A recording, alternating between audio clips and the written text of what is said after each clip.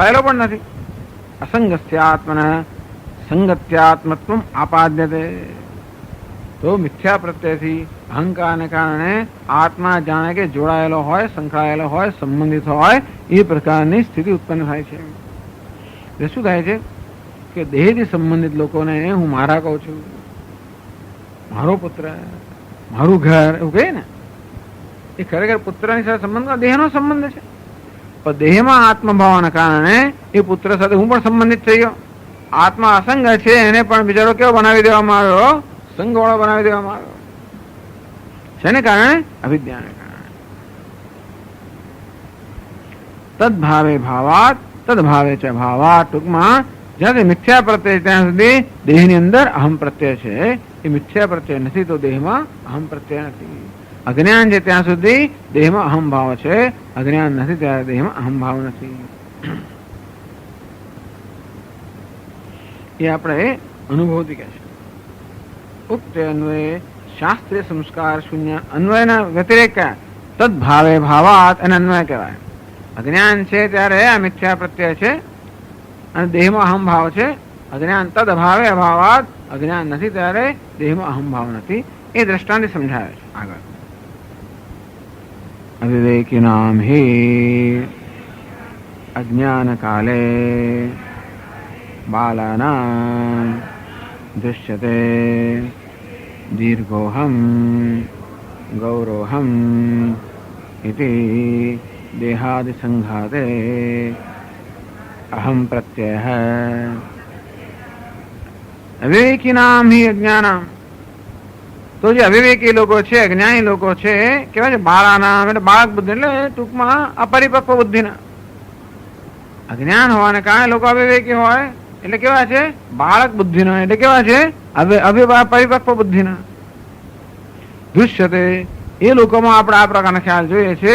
દીર્ઘોહમ હું લાંબો છું, ગૌરોહમ હું ગોરો છું. ઇતિ દેહાદિ સંઘાતે અહમ પ્રત્યય. ટૂંકમાં હું લાંબો છું, ટૂંકો છું, ગોરો છું, કાળો છું કહેનારું કોણ છે? અજ્ઞાની મનુષ્ય આવું કહે છે નહીં, પણ એટલું અંદરથી માને છે.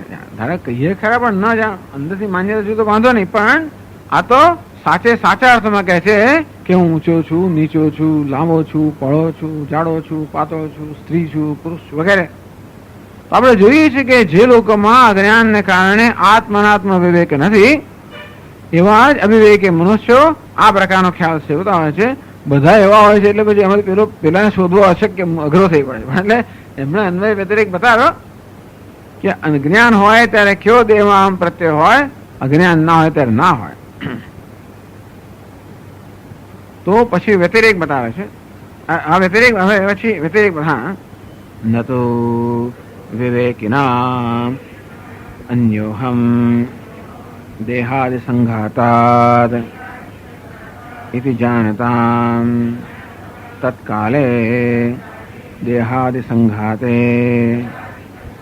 અહમ પ્રત્યયો ભવતિ.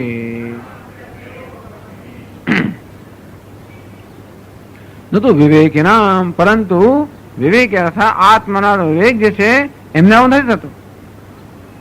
અન્યોહમ દેહાદિ સંઘાતાત. આ દેહાદિ સંઘાત કરતા હું અન્ય છું. મનોબુદ્ધિ અહંકાર ચિત્તાની નાહમ. મન બુદ્ધિ અહંકાર ચિત્ત હું નથી. ન ચ શ્રોત્ર જીહ્વે ન ચ ઘ્રાણેત્રે આ જ્ઞાનેન્દ્રિય હું નથી. ન ચ વ્યોમભૂમિર તેજો નવા પંચમહાભૂત નથી. ન ચ પ્રાણ સંજ્ઞો ન વૈ પંચવાયુ પ્રાણ હું નથી, પંચવાયુ નથી, આ સપ્ત ધાતુ નથી, આ પંચકોશ નથી, આ કર્મેન્દ્રિયો નથી, આ રાગ દ્વેષ નથી, આ કામ ક્રોધ લોભ મોહ પણ નથી, ધર્મ અર્થ કામ મોક્ષ પણ નથી, આ કશું નથી. મારો જન્મ એ નથી ને મૃત્યુ નથી ને સંબંધ પણ નથી ને પિતા એ નથી ને પુત્ર એ નથી ને ગુરુ નથી ને શિષ્ય. આ પ્રકારનો ભેદ જે જાણે છે. દેહાદિ સંઘાતાત અન્યોહમ. આ દેહાદિ સંઘાત કરતા હું અન્ય છું એ પ્રકારનું જ્ઞાન જેને છે, વિવેક જ્ઞાન જેને છે, તત્કાલે અર્થાત આ જ્ઞાન હોય ત્યારે દેહાદિ સંઘાતે અહમ પ્રત્યય. ક્યારે એનામાં કોઈ દિવસ દેહાદિ સંઘાતમાં અહમ પ્રત્યય હોતો નથી. એટલે કહું કે નથી જ્ઞાન, વિવેક જ્ઞાન નથી, ત્યારે જ દેહાદી સંગાતમાં અહમ પ્રત્યય હોય છે. વિવેક જ્ઞાન હોય ત્યારે એ પ્રકારનો પ્રત્યય હોતો નથી. ત્યારે શું પ્રત્યય? અહમ નિર્વિકલ્પો, નિરાકાર, એવું કહે છે. હું નિર્વિકલ્પ છું, નિરાકાર છું. આમ રમણ મહર્ષિ એમને ઘરેથી નીકળી ગયા અને ચિઠ્ઠી લખી કે કોઈએ શોધબોધ કરવી નહીં, કોઈ આની શોધ ના કરવી, કોઈ મારી શોધ ના કરવી, એના બદલે કોઈ આની શોધ ના કરવી, કોઈ આની શોધની ચિંતામાં ના કરવું પડવું. આની કે આ ઉપાધિ આ કે હું ના કે, એટલે કે આ ઉપાધિ હું નથી એ પ્રકારનો જયારે વિવેક હોય ત્યારે પછી કોઈ ઉપાધિમાં અહમભાવ કરતો નથી. ન હોય ત્યાંથી થતો હોય છે. એટલે કે ઉપાધિમાં જે અહમભાવ છે એ ગૌણ પ્રત્યય નથી, મિથ્યા પ્રત્યય છે. અને મિથ્યાને મિથ્યા ન જાણતો હોય ત્યારે એ સાચું જ હોય. મિથ્યાને મિથ્યા ન જાણે ત્યાં સુધી એ સાચું જ છે. સ્વપ્નને સ્વપ્ન ન જાણે તો સ્વપ્ન સાચું જ છે. એ તો જાગ્યા પછી સ્વપ્ન મિથ્યા બની જાય, પણ સ્વપ્ન જોતી વખતે સાચું હોય કે પછી દોરડાના આપણે સર્પ માનતા હોઈએ ત્યારે સર્પ આપણો સાચો જ છે. એટલા જ માટે સાચા સર્પને સર્પ પણ ઉત્પન્ન કરે, ભય વગેરે જન્માવે. અંતે રીતે આ દેહાદી સંઘાત હું નથી એ પ્રકારનું જયારે જ્ઞાન નથી હોતું ત્યારે એને સાચે સાચો હું માનવામાં આવે. અને માટે કોઈ દેહાદી સંઘાતનું અપમાન કરે તો મારું અપમાન, કોઈ એનું સન્માન કરે મારું સન્માન, કોઈ એની સ્તુતિ કરે મારી સ્તુતિ, કોઈ નિંદા કરે મારી નિંદા. વાહ સ્વામી કેવા ઊંચા છો, કેવા ફલાણા છો, કેવા ઢીકણા છો, કેવું આમ છે, કેવા ચશ્મા ઓકે, એટલે મારું જાણે કે મારી પ્રશંસા થઈ. અમેરિકા કેટલા નીચા છો, કેવા થયા હતા બીજા લોકોની સરખામણીમાં, આ મારી નિંદા થઈ, મારું સન્માન. કોઈ પાદ પૂજા કરે, કોની પાદ? અરે ભાઈ પાદની પૂજા કરે, કોની પૂજા કરી? મારી પૂજા કરે, સન્માન થયું. અને કોઈ બરોબર બેસવાના આસન ના આપે, ધારો કે એવું કે ઉપેક્ષા થાય તો કોની? દેહની થઈ, પણ હું શું માનું? મારી થઈ. આ પ્રકારે જયારે આત્મા અને દેહાદી સંઘાત વચ્ચેના જુદાઈનું વિવેકનું જ્ઞાન નથી આવતું ત્યારે એ સંઘાતને જે થાય એ જાણે કે જે ખરેખર મને જ થતું હોય એ પ્રકારની લાગણી મને થાય છે, નહીં તો ના થાય. આમ ભલે ને આપણે દીકરાને ગમે તેટલો પ્રેમ કરીએ તો પણ દીકરો માદો પડે તો હું માદો છું એવો ખ્યાલ જન્મતો નથી. એના પ્રત્યે ખૂબ પ્રેમ સહાનુભૂતિ જન્મ જુદી વાત છે. પણ દેહ માદો પડે તો હું માદો પડ્યો, દેહ પુષ્ટે અહમ પુષ્ટ, દેહ નષ્ટે અહમ નષ્ટ.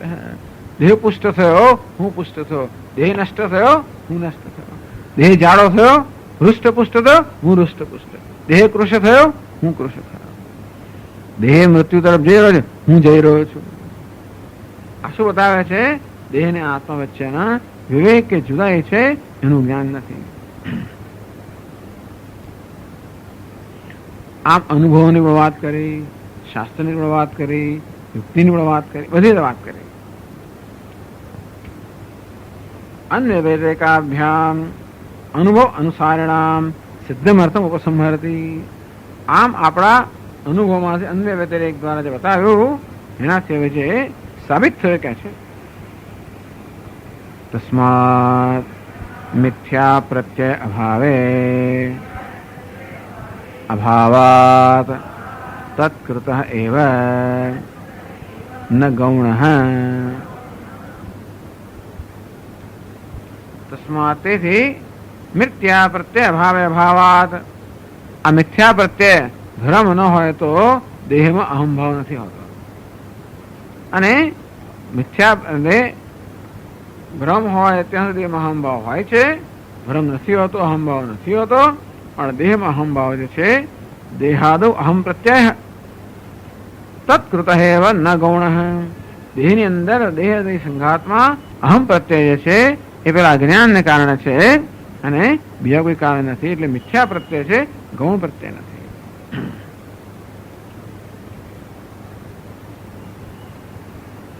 ગૌણ પ્રત્યય ક્યારે હોય?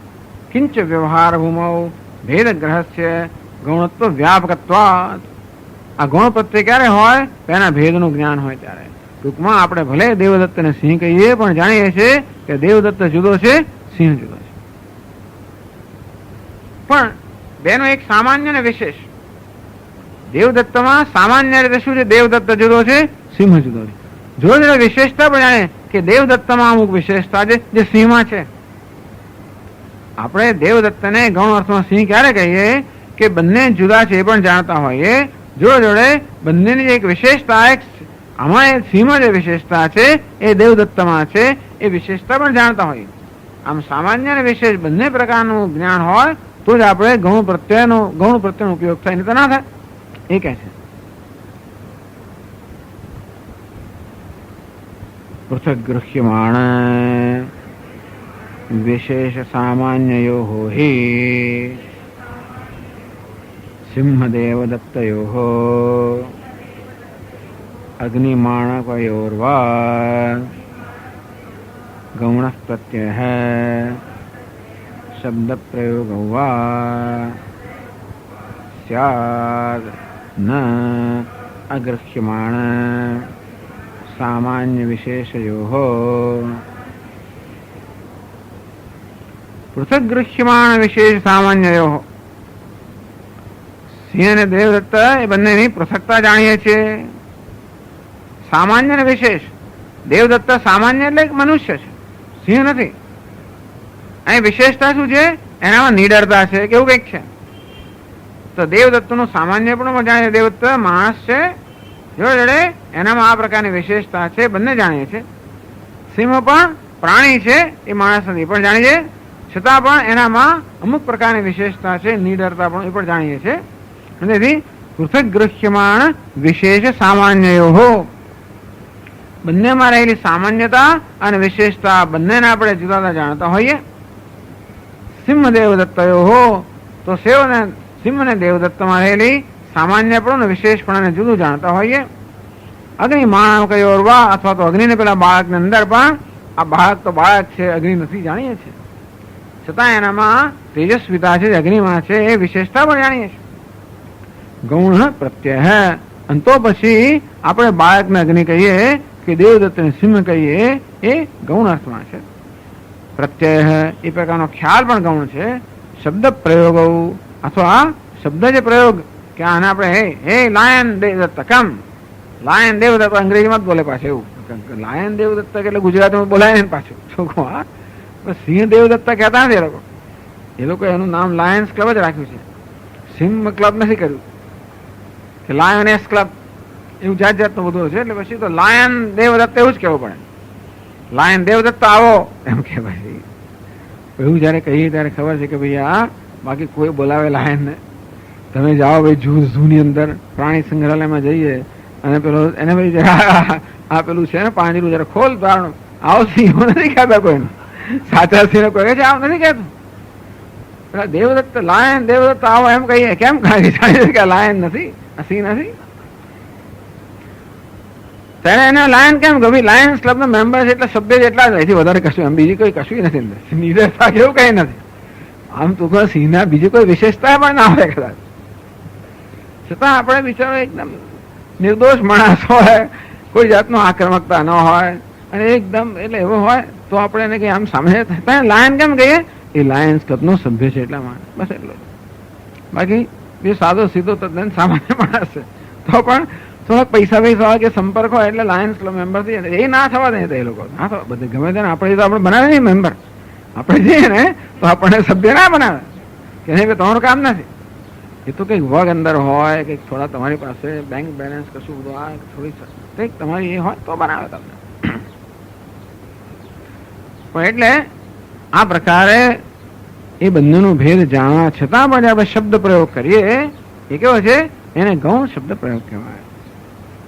ન અગૃહ્યમાણ સામાન્ય વિશેષયો હો, પણ સામાન્ય વિશેષતાને ગ્રહણ ન કર્યું હોય. જેમ કે આ સર્પ છે, એમાં રજ્જુ એક સામાન્ય છે ને વિશેષતા છે. રજ્જુ શું છે? આ રજ્જુ છે, એમાં આ પણ છે ને સામાન્ય છે, બધા પદાર્થો લાગુ પડે આ રજ્જુ છે વિશેષતા છે.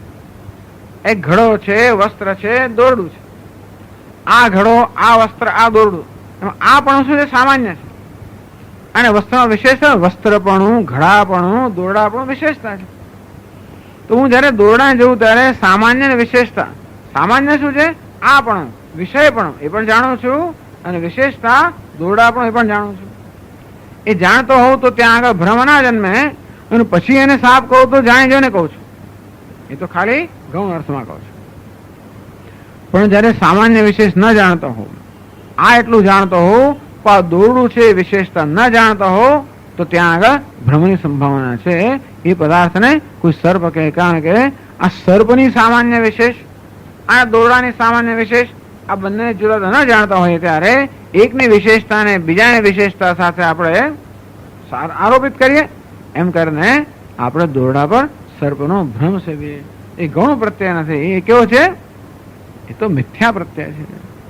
જેમ કે પેલા વાસુકીને નેતૃ બનાવવામાં આવ્યો. હવે એ નેતૃ તો ગૌણ અર્થમાં છે, વાસુકી નેતૃ નથી, પણ એને ગૌણ અર્થમાં, કારણ કે નેતૃ શું કહેવાય આપણે જાણીએ છીએ, વાસુકી સાપ છે પણ જાણીએ છીએ, તો એને ગૌણ અર્થમાં નેતૃ કહેવામાં આવે. તો ક્યારેક આમ ખરેખર સાપ પડ્યો હોય અને અંધારામાં ખબર ના પડે અને એને દોરડું મારી નેતૃ બનાવે ત્યારે કેવો છે? એ મિથ્યા પ્રત્યય થયો, એ ગૌણ પ્રત્યય નથી. આમ જાણીને કરવામાં આવે એને ગૌણ પ્રત્યય કહેવાય, અને જાણે વગર કરવામાં આવે એને મિથ્યા પ્રત્યય કહેવાય. આમ દેહ આત્મા નથી, દેહને અનાત્મા જાણ્યા વગર આપણે આત્મા કહીએ છીએ, પણ દેહમાં જે અહમ બુદ્ધિ છે એ મિથ્યા છે, ભ્રમ છે, એ ગૌણ નથી.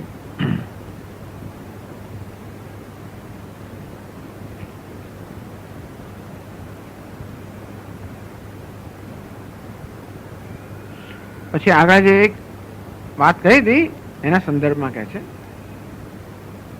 યત્તોક્તમ શ્રુતિ પ્રામાણ્યાદિતિ. તમે જ આગળ કહેલું કે શાસ્ત્ર કહે છે આત્માને કે તું આ કર્મ કર, પણ આત્મા કર્મ કરી શકે એમ નથી. અંતેથી દેહ જે કર્મ કરે છે એને આત્માનું કર્મ માનીને એને ફળ આપવામાં આવે છે. એવું છે ને કે આપણે અસીલ હોય ને આપણો વકીલ હોય ને, વકીલને રોક્યો છે, ત્યાં દલીલ કોણ કરે છે? વકીલ કરે છે. કેસ કોણ જીત્યો? વકીલ જીત્યો. પણ ખરે કેસ કોણ જીત્યો? હું જીત્યો કેવો? કેમ? કારણ કે આ વકીલ છે ને એ ગૌણ અર્થમાં હું છું. મારે બદલે આ વકીલ દલીલો કરે છે. અને કારણ કે હું દલીલ કરી શકું એમ નથી. ખરેખર શું થવું જોઈએ? કોર્ટમાં મારે જવું જોઈએ, પણ દલીલ કરવાની મારામાં આવડત નથી. એટલે આપણે શું કરીએ છીએ? બીજા કોઈને નિમીએ, કોઈ વકીલને નિમીએ, અને તેથી વકીલ જે કઈ દલીલો કરે એ મેં કરેલી છે માને પછી ન્યાયાધીશ ન્યાય કરે ને. હું તો હું નથી કરું, આ તો વકીલે કહ્યું છે. ધારો કે આપણે છૂટી પડીએ તો ના થાય ને. એટલે ધારો કે વકીલ દલીલ ના કહેવાય, કેસ હારી જઈએ તો આપણે કહીએ કે મેં નથી કહ્યું, આ તો વકીલે કહ્યું છે, એવું ના કહેવાય. કારણ કે મેં નિમેલો છે ને, માટે હું દલીલ કરી શકું એમ ન હોવાને કારણે વકીલ જે દલીલ કરે એ મેં કરી છે માયને ફળ આપવામાં આવે છે ને. તેવી રીતે શાસ્ત્ર જયારે એમ કે ભાઈ તું કર્મ કર, અગ્નિહોત્રાદિ કર્મ કર, પણ આત્મા કર્મ કરી શકે એમ નથી, કારણ કે અકર્તા છે. એટલા માટે આત્માએ જાણે કે આ દેહને નિમ્યો, અને તેથી દેહ વડે જે કર્મ થાય છે એને આત્માના કર્મ માયને આત્માને સ્વર્ગમાંનું ફળ આપવામાં આવે છે. અથવા દેહ વડે જે પાપ કર્મ થાય એ આત્માએ કરે એમ માયને આત્માને સજા કરવામાં આવે છે. બિચારા આત્માએ કઈ કર્યું નથી. જેમ હે કશું કોર્ટમાં જઈને હું બોલ્યો નહીં, ચાલ્યો ને, જવું તોય બોલું ચાલો ને, પેલો કે તમે બોલશો જ નહીં, સમજો તમે ના બોલશો, કદાચ બોલી જઈને કે કેસ પકડી નાખીએ. એટલા માટે ત્યાં જઈને હું બોલ્યો ચાલ્યો નહીં, તોય પણ બધું મારે માથે પડ્યું. એવી રીતે આત્મા કરતોય નથી ને ભોગવતોય નથી, તો પણ દેહને એટલા માટે, કારણ કે શાસ્ત્ર કહે છે, તમારે સ્વર્ગની કામના હોય તો અગ્નિહોત્ર કર્મ કરવું. શાસ્ત્ર કહે એટલે કર્મ કરવું જ પડે ને. તો કર્મ થઈ શકતો નહીં તો શાસ્ત્ર કેમ કહેતું હશે? એટલે શાસ્ત્ર આ દેહ વગેરેને ગૌણ અર્થમાં આત્મા માનીને કહે છે.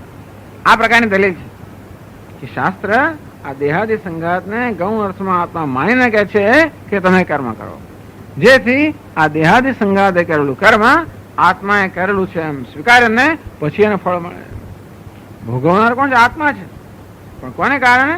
આ કરનાર છે દેહાદિ સંઘાત.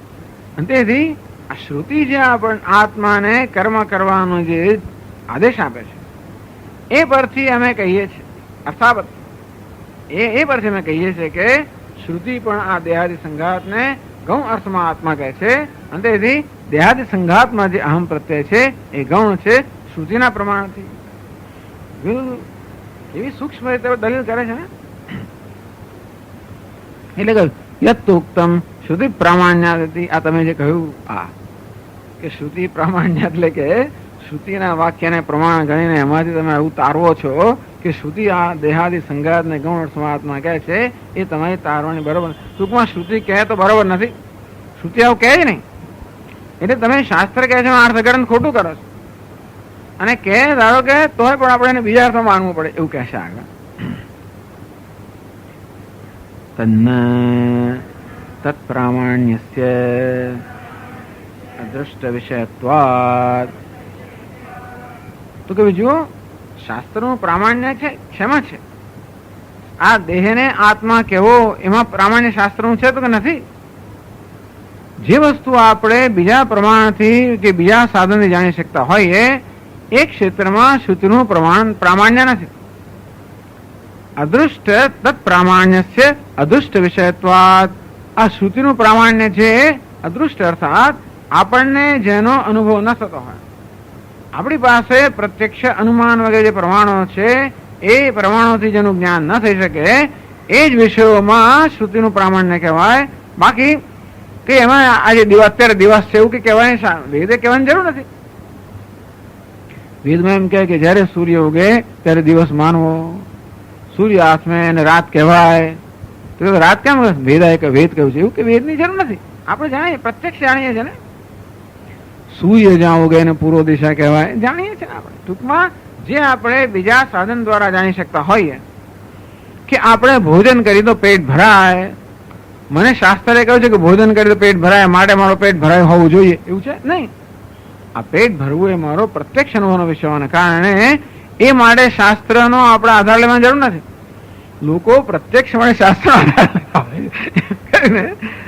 જાણીએ છીએ આપણે એના માટે નહીં. પણ ભાઈ જ્યોતિષ આમ જ્યોતિષ જે કહે છે ખરું, પણ થયું તો થયું જ ને. જ્યોતિષ ના કહેવા પણ સ્વામી તમારા ગ્રહો એવા છે તમને ન થવું જોઈએ, પણ થયું એનું શું?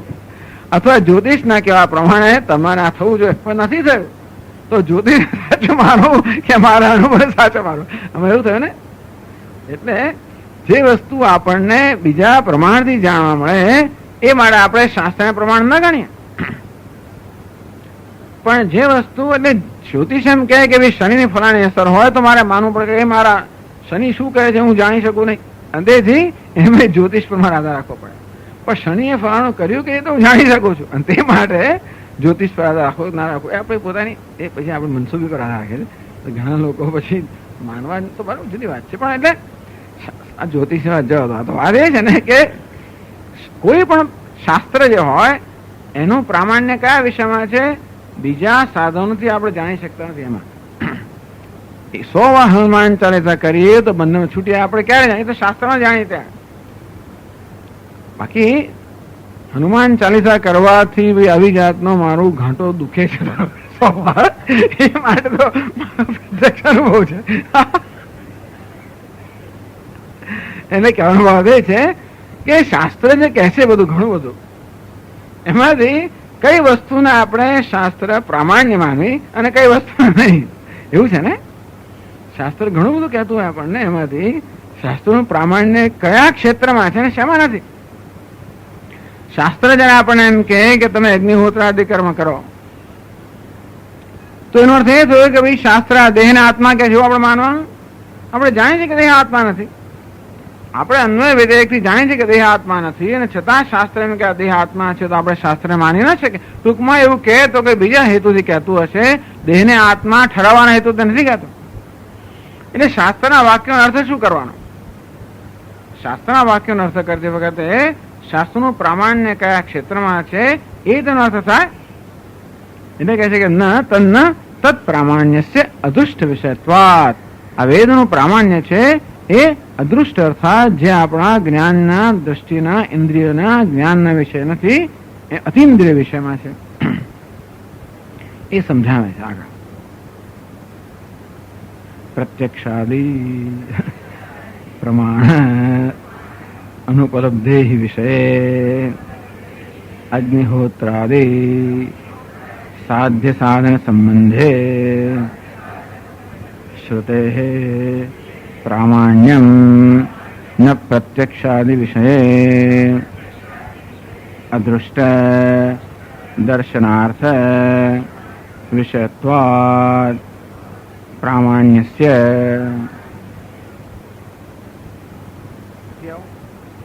જુદું છે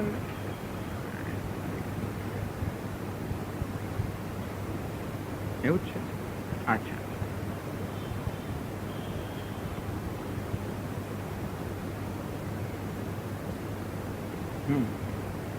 અદૃષ્ટાશ દર્શનત્વાદ પ્રામાણ્ય, બરોબર.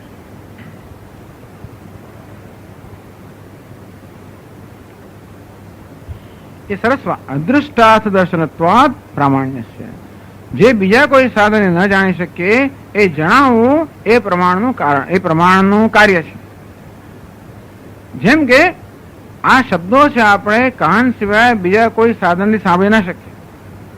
અત્યારે આપણે જાણીએ છીએ પરતું કહીએ છીએ. ચાલો પછી નવી નવી શોધખોળ થાય કે આ તો હાડકા દ્વારા સંભળાય છે, વચ્ચે વાંચ્યું હતું, એટલા માટે હવે પછી આપણે શ્રોત્રેન્દ્રની વ્યાખ્યા બદલવી પડશે.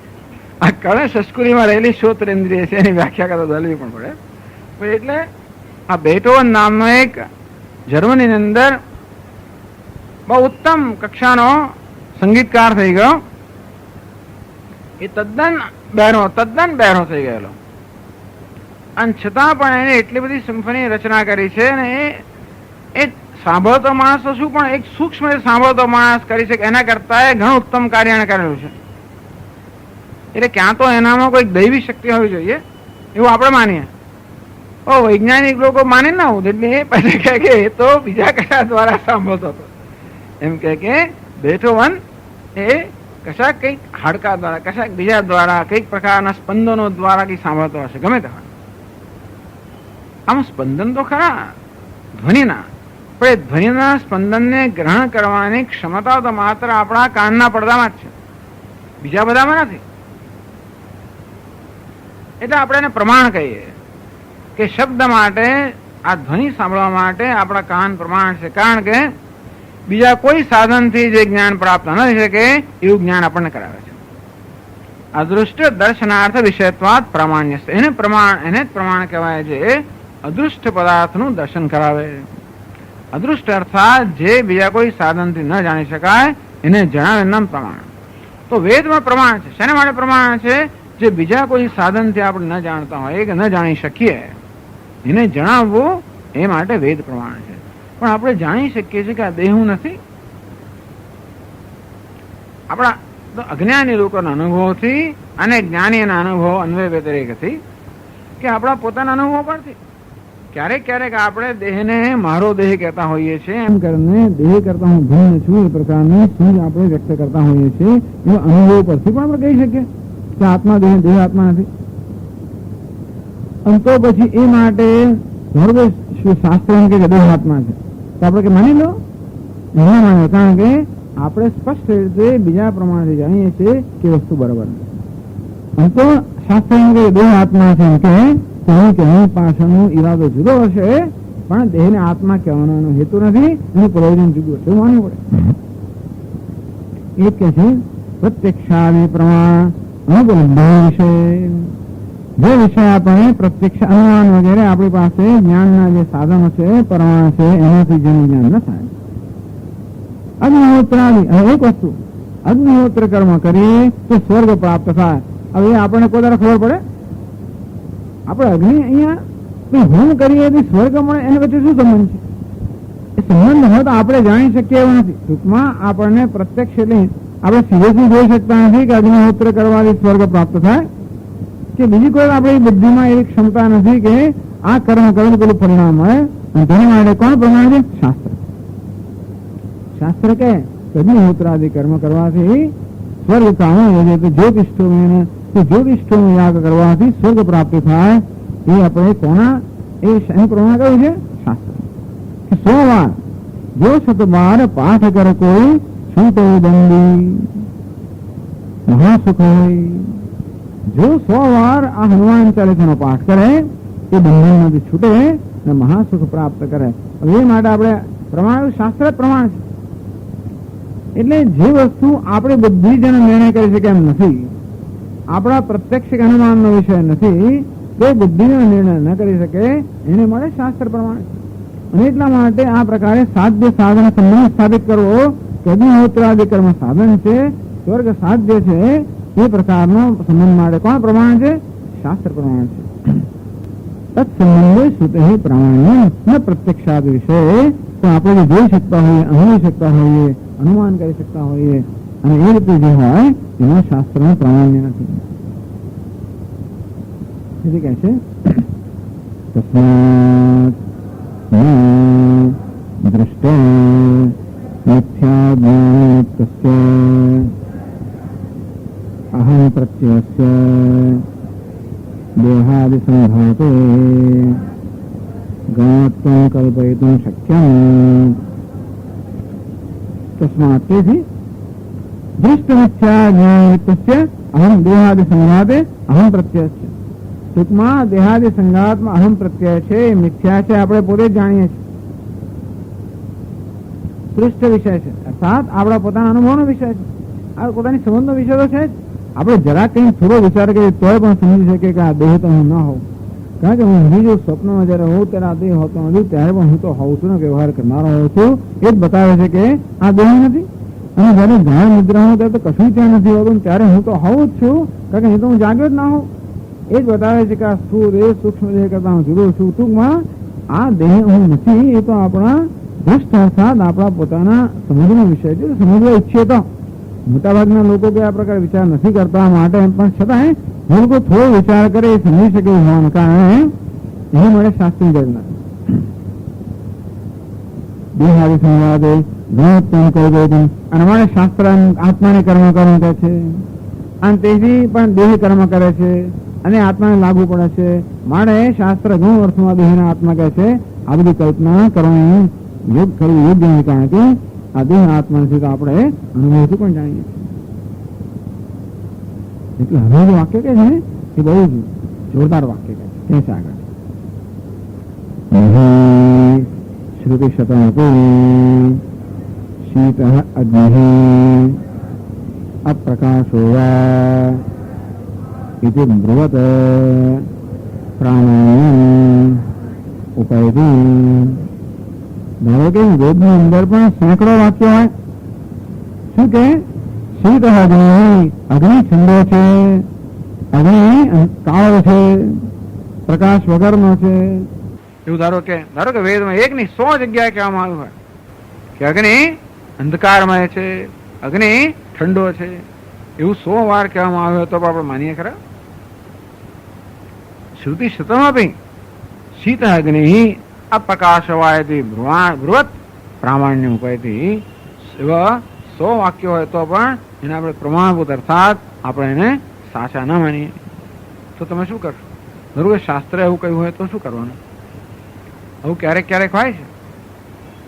યુપ આદિત્ય એવું કે યજ્ઞ કરતી વખતે ત્યાં આગળ એક દંડ જે છે ને એ અગ્નિની વેદી સમક્ષ ત્યાં આગળ રોપવામાં આવતો હોય છે. એને ઘી વગેરે લગાડવામાં આવતું હોય ને એવું આમ તેજસ્વી હોય પેલા અગ્નિના પ્રતિબિંબને કારણે કે એને માટે કહેવામાં આવ્યું કે યુપ આદિત્ય હે. આ થાંભલો છે અને સ્તંભ છે એ આદિત્ય છે. આપણે જોઈએ છે કે આદિત્ય નથી.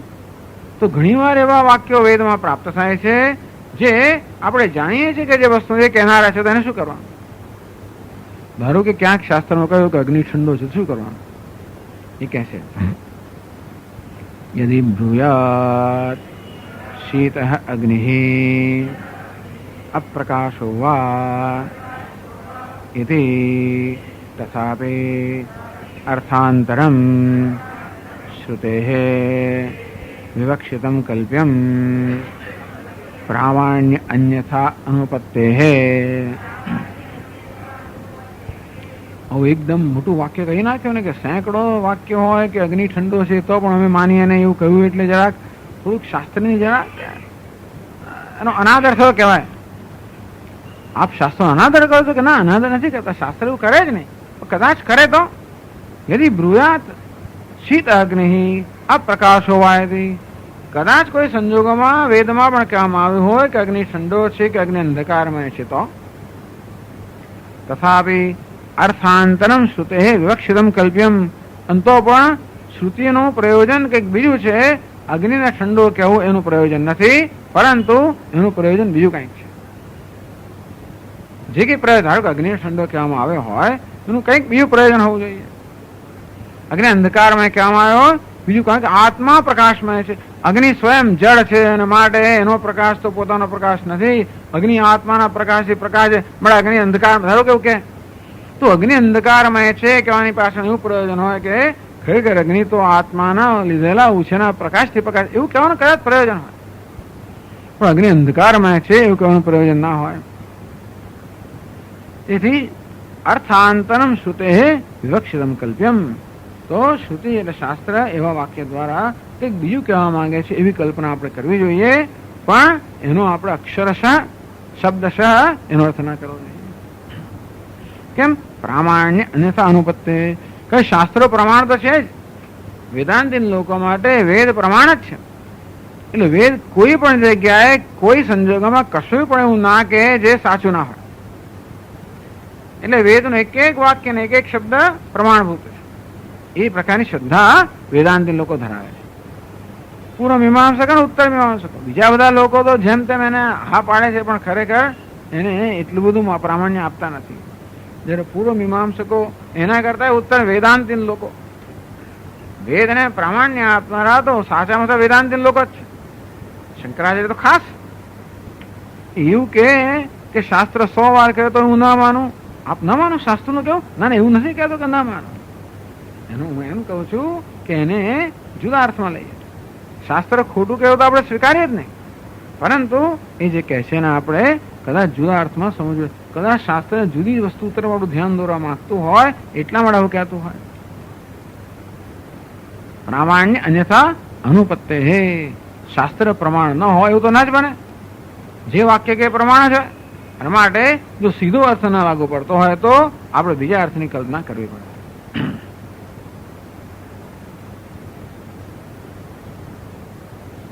ન તો પ્રમાણાંતર વિરુદ્ધમ સ્વવચન વિરુદ્ધમ વા, ન તો પ્રમાણાંતર વિરુદ્ધમ, પરંતુ પ્રમાણથી વિરુદ્ધ શાસ્ત્ર કહે છે એવું આપણે સ્વીકારી ન શકીએ કે શાસ્ત્ર પોતે એક જગ્યાએ કહે છે એના કરતા વિરુદ્ધ બીજી જગ્યાએ કે પણ ના માની શકીએ. આ પ્રમાણનો ધર્મ છે, આંખનો ધર્મ છે કે આપણને એક પદાર્થ હંમેશા એ પ્રકારનો જ દેખાડે. આમ જોવું તો મને અત્યારે કેસરી દેખાડે, પછી 2 મિનિટ પછી પીળો દેખાડે, પછી 2 મિનિટ પછી લાલ દેખાડે, તો પછી આપણે ડોક્ટર પાસે જવું પડે કે આંખમાં કઈ ગડબડ લાગે છે. આંખ ખરેખર પોતાનું કાર્ય કરતી હોય તો વસ્તુ જેવી છે તેવી દેખાડે, હંમેશા દેખાડે, બધા સંજોગોમાં દેખાડે. મને ગમતું હોય કે ના ગમતું હોય તો દેખાડે, જે હોય તે જ દેખાડે. તમે વેદ પણ દરેક સંજોગ સાચું જ કહે, અને છતાં પણ આપણે એમ લાગે કે વેદ સાચું નથી કહેતું તો એ સાચું નથી કહેતું એમ નહીં માનવાનું, પરંતુ એના વાક્યનો બીજો અર્થ કરવાનો જેથી એને સચ્ચાઈ સાબિત થાય. એક અથવા બીજી રીતે વેદના વાક્યોની પ્રામાણિકતા સિદ્ધ થાય એ પ્રકારે જ અર્થ કરવાનો હોય. પણ ઘણી વાર એવું થાય કે વેદ કહેતો પણ આપણે એનો સીધો અર્થ ન લઈએ, એનો કદાચ અન્ય અર્થ લઈએ એની પ્રામાણિકતા સિદ્ધ કરવા માટે. આ પ્રકારે આ બધી દલીલો સિદ્ધ કરવામાં આવ્યું કે આ દેહમાં જે અહમભાવ છે એ મિથ્યા પ્રત્યય છે, ભ્રમ છે, અજ્ઞાનમાંથી જન્મેલો છે. અને તેથી જે કંઈ કર્મ થાય છે બધું દેહ વડે થાય. મૂળ વસ્તુ આ છે. કર્મ સંન્યાસ ક્યાં આવ્યો? જે કંઈ થાય છે બધું દેહાદી સંઘાત થાય છે, આત્માથી થતું નથી. અને તેથી જે દેહાદી સંઘાત કરતા હું અન્ય છું એ જાણે છે કે હું કંઈ કર્મ કરતો નથી. અને તેથી મુખ્ય અર્થમાં એ જ કર્મ સંન્યાસ છે. મુખ્ય અર્થમાં સંન્યાસ એટલે હું કંઈ કર્મ કરતો નથી. ત્યારે કોણ કરે છે? દેહાદી સંઘાત કરે છે. આ પ્રકારના જ્ઞાનને જ ગીતામાં મુખ્ય અર્થમાં સંન્યાસ કહેવામાં આવે. તો તે પ્રકારનું જ્ઞાન પ્રાપ્ત કરવા માટે આપણે સર્વ કર્મનો ત્યાગ પણ કરવો પડે, ગયા વખતે ચર્ચા કરી એ પ્રમાણે. અને એ રીતે સર્વકર્મ સંન્યાસ અને આત્મજ્ઞાન નિષ્ઠા એનું આ છેલ્લો શ્લોક પ્રતિપાદન કરે છે એવું અહીંયા કહી રહ્યા છે.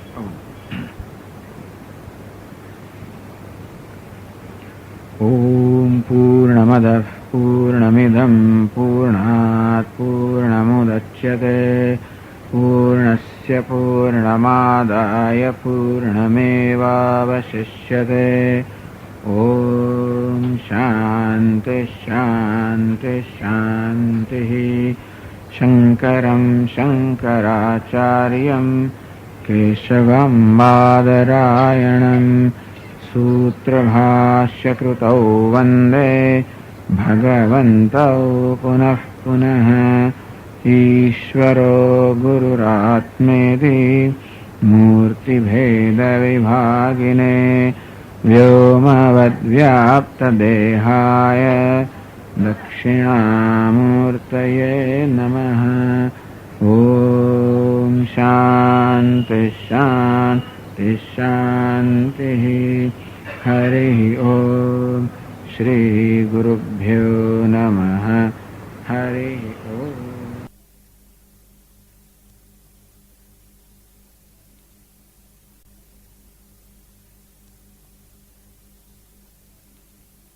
ॐ नारायणः परो व्यक्तात्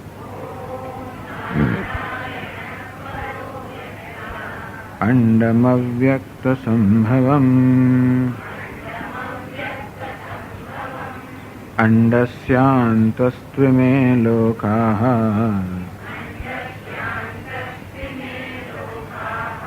सप्तद्वीपा च मेदिनी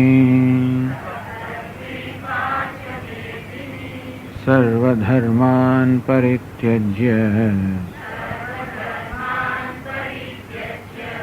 मामेकं शरणं व्रज। अहं त्वा सर्वपापेभ्यः मोक्षयिष्यामि मा शुचः।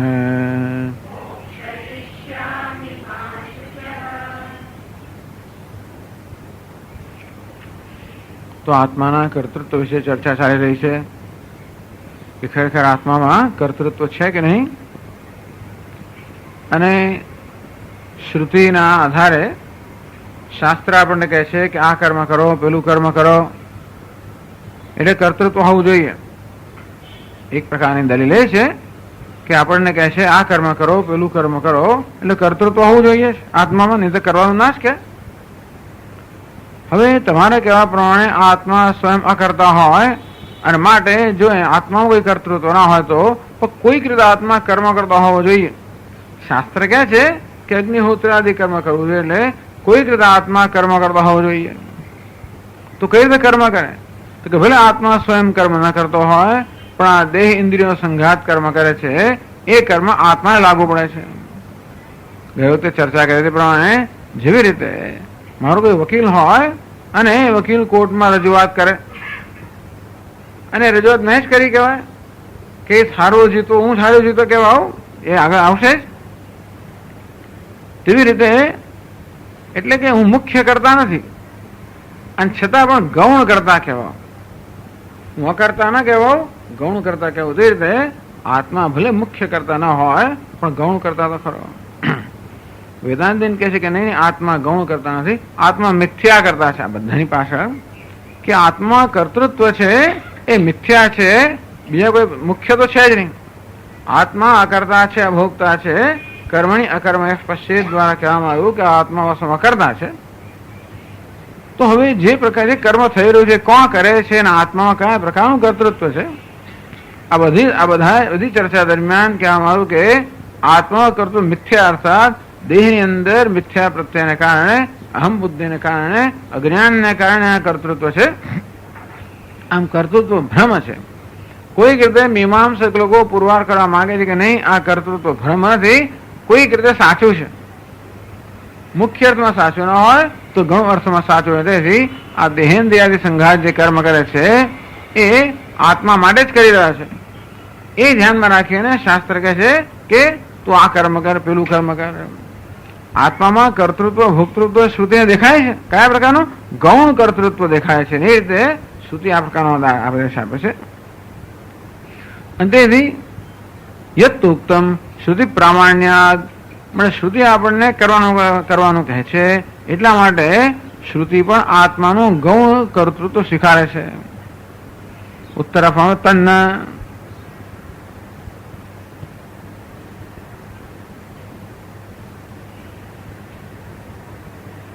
હા 472 પાના પર છેલ્લાથી બીજો પેરેગ્રાફ.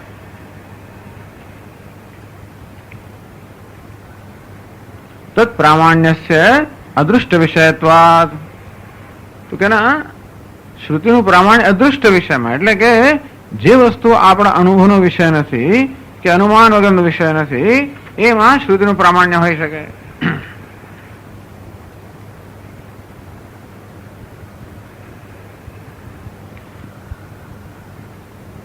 प्रत्यक्षादि प्रमाण अनुपलब्धि विषय अग्निहोत्रादि साध्य साधन संबंधम श्रुते प्रामाण्यम. तो श्रुतिનું પ્રામાણ્ય કયા પ્રકારનું છે? તો કે અગ્નિહોત્રાદિ કર્મ કરવાથી સ્વર્ગ પ્રાપ્ત થાય.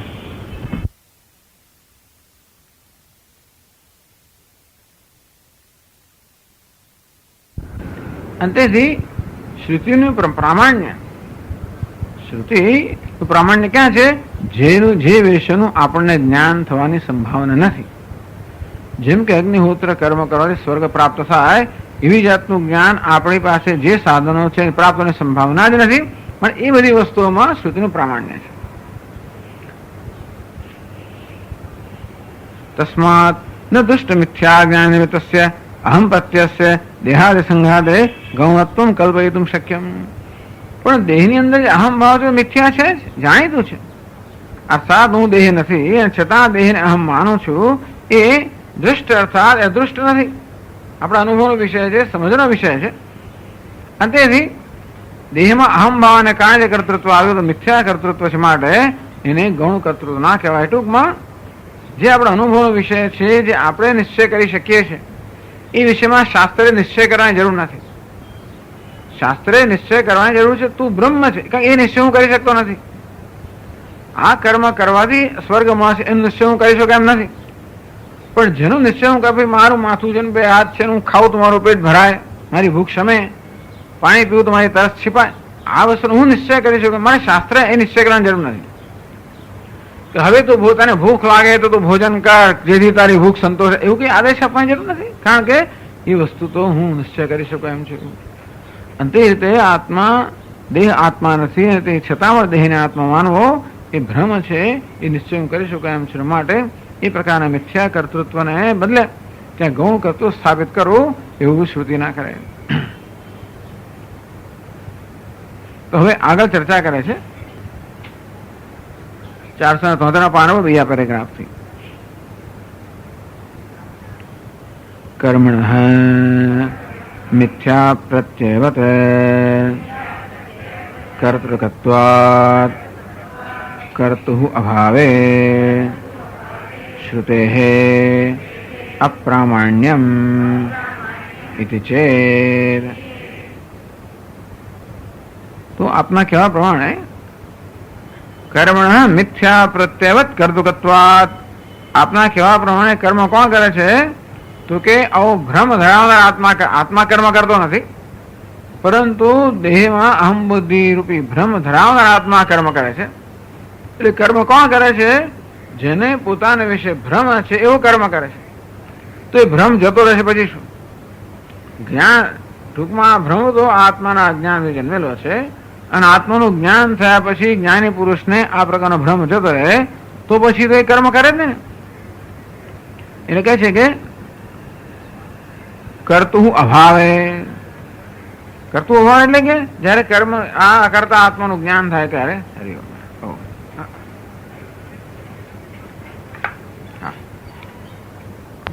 તો પછી આ શ્રુતિ અપ્રમાણ થઈ જાય. ટૂંકમાં શાસ્ત્ર કે તું કર્મ કર, એ કર્મનો કરનાર તો ભ્રાંત છે. એ ભ્રાંતિ દૂર થઈ જાય તો કર્મ કરનારો કોઈ રહ્યો નહીં. તો શાસ્ત્રનું વચન છે કે તું અગ્નિહોત્રાદિ કર્મ કર, એ વચન તો પછી અપ્રમાણ, એટલે કે એમાં કોઈ પ્રકારની આદેશાત્મકતા રહી જ નહીં ને.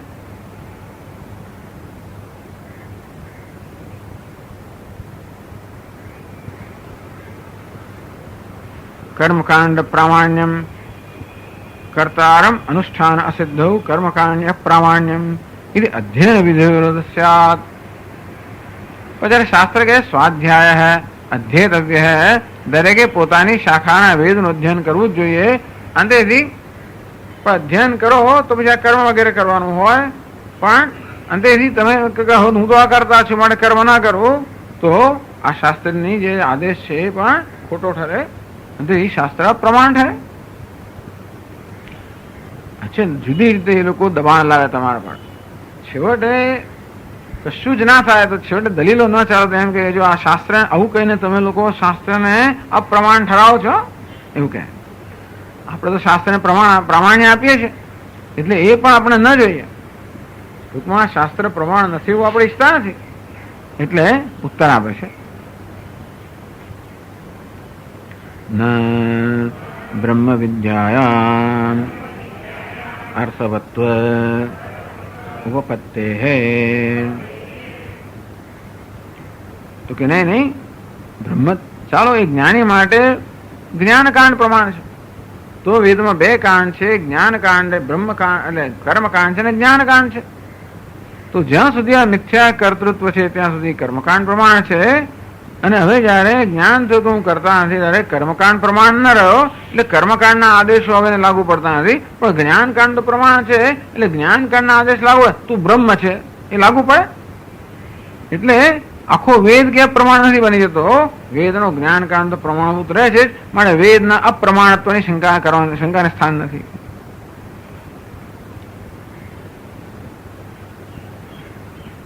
કે છે આગળ કર્મ વિધિશ્રુતિવત બ્રહ્મ વિદ્યા વિધિશ્રુતે હે અપ્રામાણ્ય પ્રસંગ ઇતિ ચેત.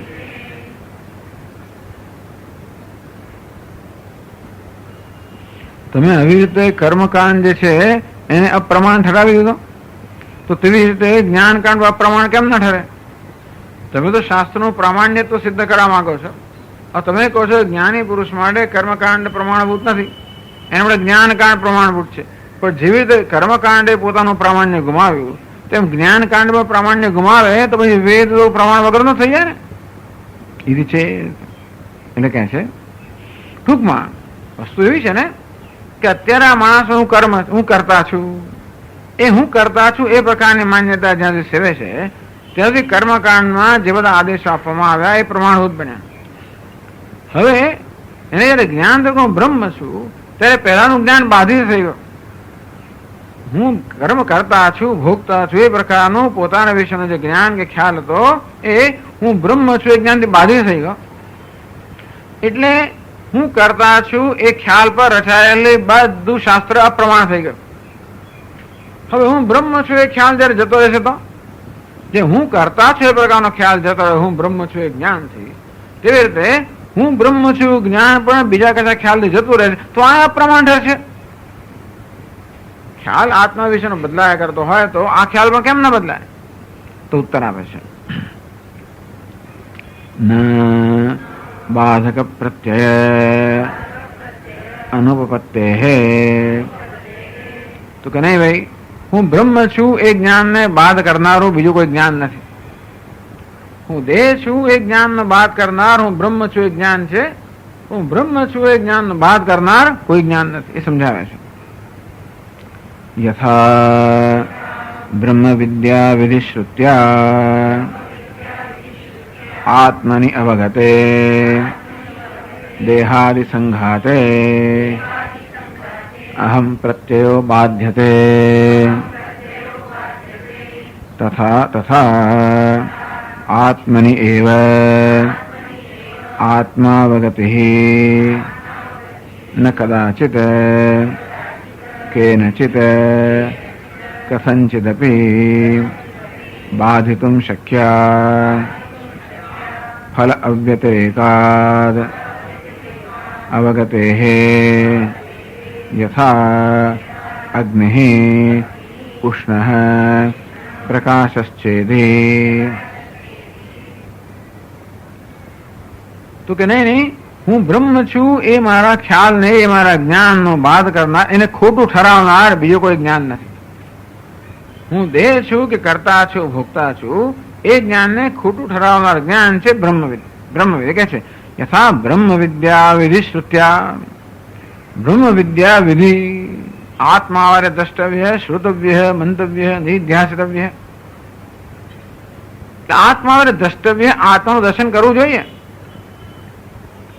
તદ અન્વેષ્ટવ્ય તદ વિધિજ્ઞાસિતવ્ય આત્મા અન્વેષણ કરવું જોઈએ એને જિજ્ઞાસા સેવી જોઈએ જાણવો જોઈએ. આવું જયારે કહે ત્યારે આપણે આત્મા જાણીએ ને આપણે જેમ કર્મકાંડમાં આદેશો છે તેવી રીતે જ્ઞાનકાંડમાં કહેવામાં આવ્યું કે આત્માવારે દ્રષ્ટવ્ય હે, આત્માનું દર્શન કરવું છે.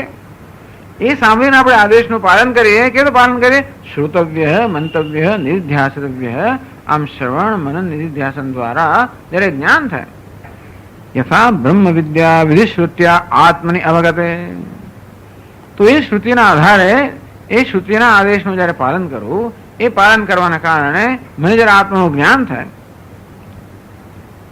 દેહાદિ સંઘાતે અહમ પ્રત્યય બાધ્યતે. ત્યારે હવે મને ખબર પડી કે અત્યાર સુધી હું મારી દેહને મારી આત્મા માનતો હતો, મારી જાતને જીવ કે સંસારી માનતો હતો, એ તો ભ્રમ છે. અથવા તો બ્રહ્મ છે એ પ્રકારનું આત્મા વિશેનું યથાર્થ જ્ઞાન થયું ત્યારે અત્યાર સુધી જે બધા ખ્યાલ ધરાવતા ખોટા છે.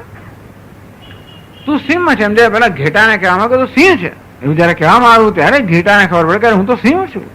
અત્યાર સુધી હું મારા ઘેટા આપણો ખ્યાલ ધરાવતો હતો એ તો હવે ખોટો હતો. એટલે હું સિંહ છું એ જ્ઞાનથી હું ઘેટું છું એ પ્રકારનો જે ભ્રમ બાધિત થઈ ગયો. પણ હવે સિંહ હોવાને કારણે બીજું કોઈ એવું જ્ઞાન નથી જેને સિંહપણાને ખોટું ઠરાવી શકે ને કે સિંહ છે જ. આત્મા બ્રહ્મ છે, એ બ્રહ્મ હોવાને કારણે એને કોઈ ખોટો ના ઠરાવી શકે. તો એટલે કહે છે કે દેહાદિ સંઘાત અહમ પ્રત્યય આત્મની એવ આત્મ અવગતિ ન કદાચિત, ક્યારે પણ કેનચિત કોઈના વડે કથનચિત કોઈ પણ રીતે ન બાધિતું શક્ય. ક્યારેય પણ કોઈના વડે કોઈ પણ રીતે ગુરુના આપીને વિચાર લે એવું પણ અર્થ કરે છે લોકો કે સુખમાત્યંતિકમ તદ્વત બુદ્ધિગ્રાહ સુખમાત્યંતિકમ યત્તત બુદ્ધિગ્રાહ્યમતીન્દ્રિયમ વેત્યત્ર ચૈવાયમ સ્થિતશ્ચલિત તત્વ યલ્લબ્ધ્વા ચાપરમ લાભમ મન્યતેનાધિકમ તતઃ યસ્મિન સ્થિતો દુઃખેન ગુરુણાપી વિચાલ્યતે. ગુરુણાપી દુઃખેનાપી ન વિચાલ્યતે.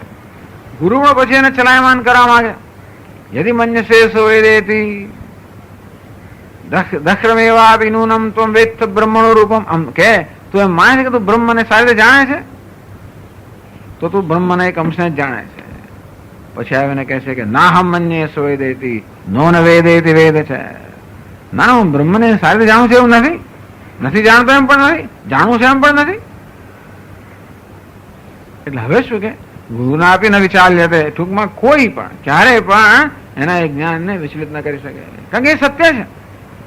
આપણો નિશ્ચય વિચલિત ક્યારે થાય? આપણો નિશ્ચય ભ્રમ પર રચાયેલો હોય ત્યારે, આપણનામાં સંશય હોય, આપણે પ્રત્યક્ષ ના જોયું હોય, સાંભળેલું હોય, એવું હોય ત્યારે. પણ જે વસ્તુનું આપણે આંખો દેખી વસ્તુ છે ને એને કોણ ખોટું ઠરાવી શકે? આંખો દેખી કરતા આ તો વધારે પણ આ તો વાત છે કે સાંભળેલી વસ્તુને કદાચ કોઈ ખોટું ઠરાવે. એટલે કે ને ઉપનિષદમાં બે જણ વિવાદ કરતા આવે, લડતા આવે કે વાત કરતા આવે. એક જણ કહે કે મેં હાથીને જોયો છે, બીજો કહે કે ભાઈ મેં સાંભળ્યું કે હાથી નથી. એક જણ કહે કે હાથીને જોઈ ના આવ્યો, બીજો કહે છે કે મેં સાંભળ્યું છે કે હાથી નથી. તો બે કોને સાચો માની? જેને જોયો છે એને સાચો માની છે, કારણ પ્રત્યક્ષ જોયેલો છે.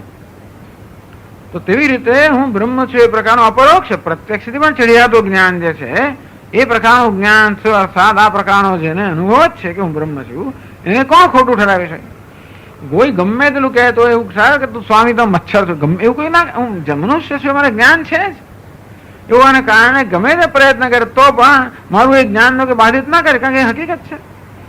અંતે તો હું બ્રહ્મ છું એ પરમ હકીકત હોવાના કારણે બીજું કોઈ પ્રકારનું જ્ઞાન, બીજા કોઈ પ્રકારનો ઉપદેશ, બીજા કોઈ પ્રકારની દલીલો, બીજું કોઈ પ્રકારનો અનુભવ ના, મને અનુભવ તો કોઈ બ્રહ્મ નથી. કોઈ અનુભવ બાધિત ના કરી શકે, કોઈનું વાક્ય બાધિત ના કરી શકે, કોઈ દલીલ બાધિત ના કરી શકે. એટલે કે છે ન કદાચિત કે નથી ક્યારેય પણ કોઈના વડે કથનચિત કોઈ પણ રીતે દલીલો કરવાથી ગમે તે કરવાથી પણ ન બાધિત શક્યા. હું બ્રહ્મ છું એ પ્રકારે આત્માની અવગતિ કે જ્ઞાન છે એને કોઈ બાધિત ન કરી શકે. કેમ? ફળાવ્યતે એકાદ અવગતે. જેવું જ્ઞાન થાય કે તરત એનું ફળ પ્રાપ્ત થાય. હું બ્રહ્મ છું એ પ્રકારનું ફળ પ્રાપ્ત થાય, બ્રહ્મ નિષ્ઠા પ્રાપ્ત થાય, તેથી પછી એને કોઈ વિચલિત ન કરી શકે. ગુણા વર્તનથી યોવ તિષ્ઠિતિ નૈંગતે. આ તો બધા ગુણો વર્તન કરે છે, પછી ક્યારેય હલનચલન થતું ચલાયમાન થતું નથી. યથા અગ્નિ ઉષ્ણ પ્રકાશશ્ચ. અગ્નિ જાણે છે કે ઉષ્ણ છું ને પ્રકાશ છું, અને તેથી તમે ગમે તે કરો તોય પણ અગ્નિનો સ્વભાવ જે છે ને ટૂંકમાં અગ્નિ જે સ્વભાવ છે એને તો બદલી ના શકો.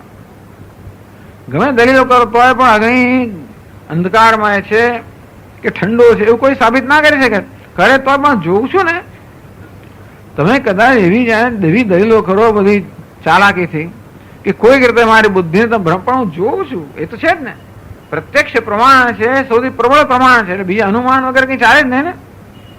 પ્રત્યક્ષ પ્રમાણ એટલે સૌથી બલવત્ત પ્રમાણ છે અને અપરોક્ષ પ્રમાણ એનાથી બલવત્ત છે, અને તે સૌથી બલવત્ત પ્રમાણ હોવાના કારણે હું બ્રહ્મ છું એ પ્રકારનો જે નિશ્ચય છે એમાંથી મને કોઈ ચલામાન ન કરે માટે બ્રહ્મ જ્ઞાન એટલે જે જ્ઞાનકાંડ છે એનું અપ્રામાણ્ય ન ઠરે. કર્મકાંડનું અપ્રામાણ્ય ઠરવું કઈ કર્તૃત્વનો ભ્રમ જતો રહ્યો, પણ જ્ઞાનકાંડનું અપ્રામાણ્ય ઠરવાની સંભાવના નથી. પણ તમે ચિંતા ના કરશો કે ભાઈ વેદ અપ્રામાણ્ય થઈ જશે.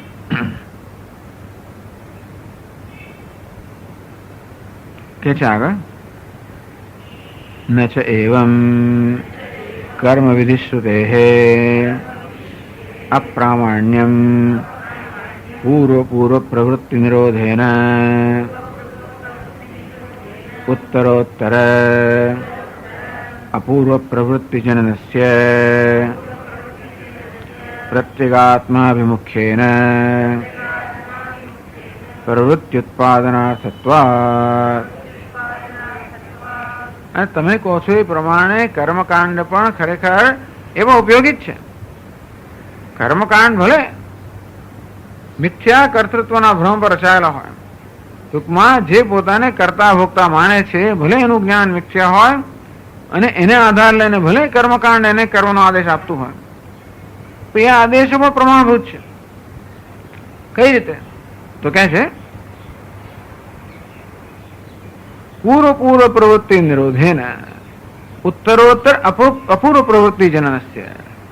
પહેલાની પ્રવૃત્તિ છે નિરોધ કરે એટલે કર્મકાંડના સંપર્કમાં આવ્યા પહેલા કે શાસ્ત્રના સંપર્કમાં આવ્યા પહેલા માણસમાં સ્વાભાવિક પ્રવૃત્તિઓ, સ્વાભાવિક એટલે કે મનમાં જેમ ફાવે તેમ કરે એને સ્વાભાવિક કહેવાય. એટલે રાગ દ્વેષથી પ્રેરિત પ્રવૃત્તિઓ. જે લોકોને ધર્મનું કે શાસ્ત્રનું કોઈ સંસ્કાર જ નથી એ લોકોનું વર્તન કેવું હોય, જે ફાવે કરે એટલે મનમાં જે આવે પ્રમાણે કરે, કારણ કે એમાં ખોટું છે એ જાણતા નથી ને. એમ કરવાથી મારું અહિત થશે એ જાણતા નથી. આમ જાણી જોઈને કોઈ પોતાનું અહિત કરવા ના જ ઈચ્છે, પરંતુ જ્યાં સુધી આપણને વધારે સારી વસ્તુની ખબર ના હોય ત્યાં સુધી આપણે ના જાણે કે વાંકે અહિત છે. ત્યારે માણે કે સ્વાભાવિક પ્રવૃત્તિ હોય, રાગ દ્વેષથી પ્રેરાયેલી પ્રવૃત્તિ હોય. પણ જયારે શાસ્ત્રના સંપર્કમાં આવીએ ત્યારે આપણે સમજ પડે કે સત્યમ વદ ધર્મમ ચર ન હિંસ્યાત સર્વભૂતાની સુરામ ન પીવેત કલંજમ ન ભક્ષયેત. તો કે આ ના ખાવું જોઈએ, આ ના પીવું જોઈએ, આ હત્યા ના કરવી જોઈએ. ત્યારે ખબર પડી કે ઓહો આમ કરું તો મને ખરેખર હિત કરનારું છે, અર્થાત મને નુકસાન કરનારું છે. એટલે શાસ્ત્રના જે નિષેધ વાક્યો છે આપણે શું જણાવે છે કે એમ કરવાથી આપણું નુકસાન થશે, અને શાસ્ત્રના જે વિધિ વાક્યો છે આપણે શું જણાવે છે એમ કરવાથી મારું હિત થશે.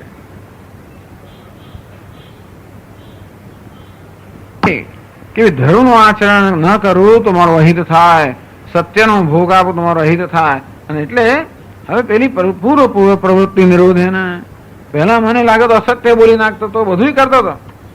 હવે ક્લાસમાં આવે પછી હવે મને ખબર પડી ને હવે તો આવું ના થાય મારે. એટલે ઉત્તરોત્તરા અપૂર્વ પ્રવૃત્તિ જનનસ્ય. અપૂર્વ પ્રવૃત્તિ પહેલા થતી ન હતી એ પ્રકારની, અને અપૂર્વ અર્થાત અદૃષ્ટ એટલે પુણ્ય ઉત્પન્ન કરનારી પ્રવૃત્તિને પણ જન્મ આપે છે. હવે સત્ય બોલે, ધર્મનું આચરણ કરે, સંધ્યાવંદન વગેરે કરે, અગ્નિહોત્રાદિ કર્મ કરે, પોતાનું નિત્ય નૈમિતિક કર્મ કરે, એમ કરીને શાસ્ત્ર જે એની જે સ્વચ્છંદ કે સ્વાભાવિક પ્રવૃત્તિ હતી એમાંથી વાળીને એને ધાર્મિક પ્રવૃત્તિમાં યોજે છે. અવિદ્યા મૃત્યુમ તીર્થવા વિદ્યા અમૃતમશ્નુતે. અવિદ્યા એટલે કે કર્મથી, ટૂંકમાં આ વિહિત કર્મથી મૃત્યુ એટલે કે આ સ્વાભાવિક પ્રવૃત્તિ રૂપ જે મૃત્યુ છે, બહિર્મુખતા છે, એ બહિર્મુખતામાંથી ધીમે ધીમે આ મનુષ્ય નિવૃત્ત થાય, અંતર્મુખ બને.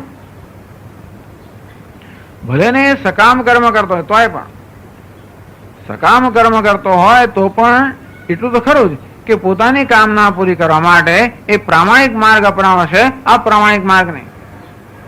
શાસ્ત્રના આદેશનું પાલન કરવાને કારણે સકામ કર્મ કરે તોય પણ એ હંમેશા નૈતિક માર્ગ અપનાવશે, નીતિનું પાલન થશે.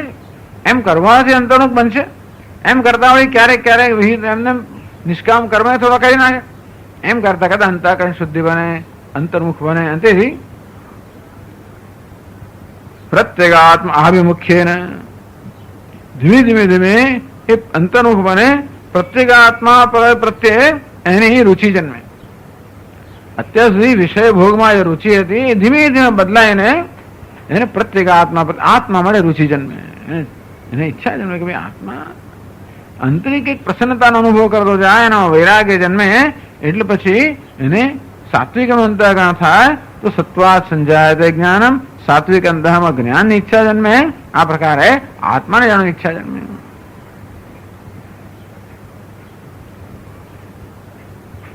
એ પ્રકારે કર્મકાંડની જે વિધિ છે એ પણ ઉપયોગી છે. ટૂંકમાં આપ એમ કહેતા હો કે મોક્ષ જો આપણા જીવનનો ધ્યેય હોય તો કર્મકાંડનો ઉપયોગ શું? કર્મકાંડ તો આપણા ભ્રમને જ ચાલુ રાખવાનું છે ને. આપણા કર્તૃત્વ ભોક્તૃત્વ ભ્રમ છે, એના આધારે કર્મકાંડના આદેશો જો હોય એનો અર્થ એ થયો કે કર્મકાંડનું જો આપણે એનું અનુસરણ કરીએ તો કર્તૃત્વ ભોક્તૃત્વ ભ્રમ ચાલુ જ રહેવાનો, તો હું તો બંધનમાં જ રહેવાનો. એમ કરીને કર્મકાંડ કઈ મને મદદ કરે છે?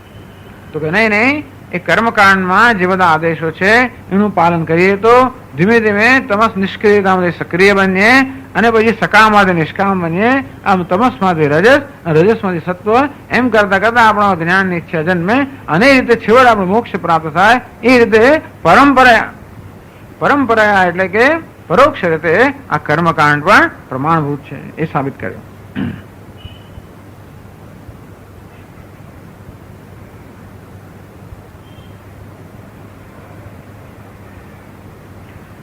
એવમપી શ્રુતે મિથ્યાત્વાદ ધૂમાભાસવદ પ્રામાણ્યમ. છતાં પણ શ્રુતિ મિથ્યા તો થઈ જ ને, સીધે સીધું નથી જ કહેતી. એના માટે તો શ્રુતિ સીધે સીધું પ્રમાણ ન જ બની. એટલે કહે છે યથા મિથ્યાત્વેપી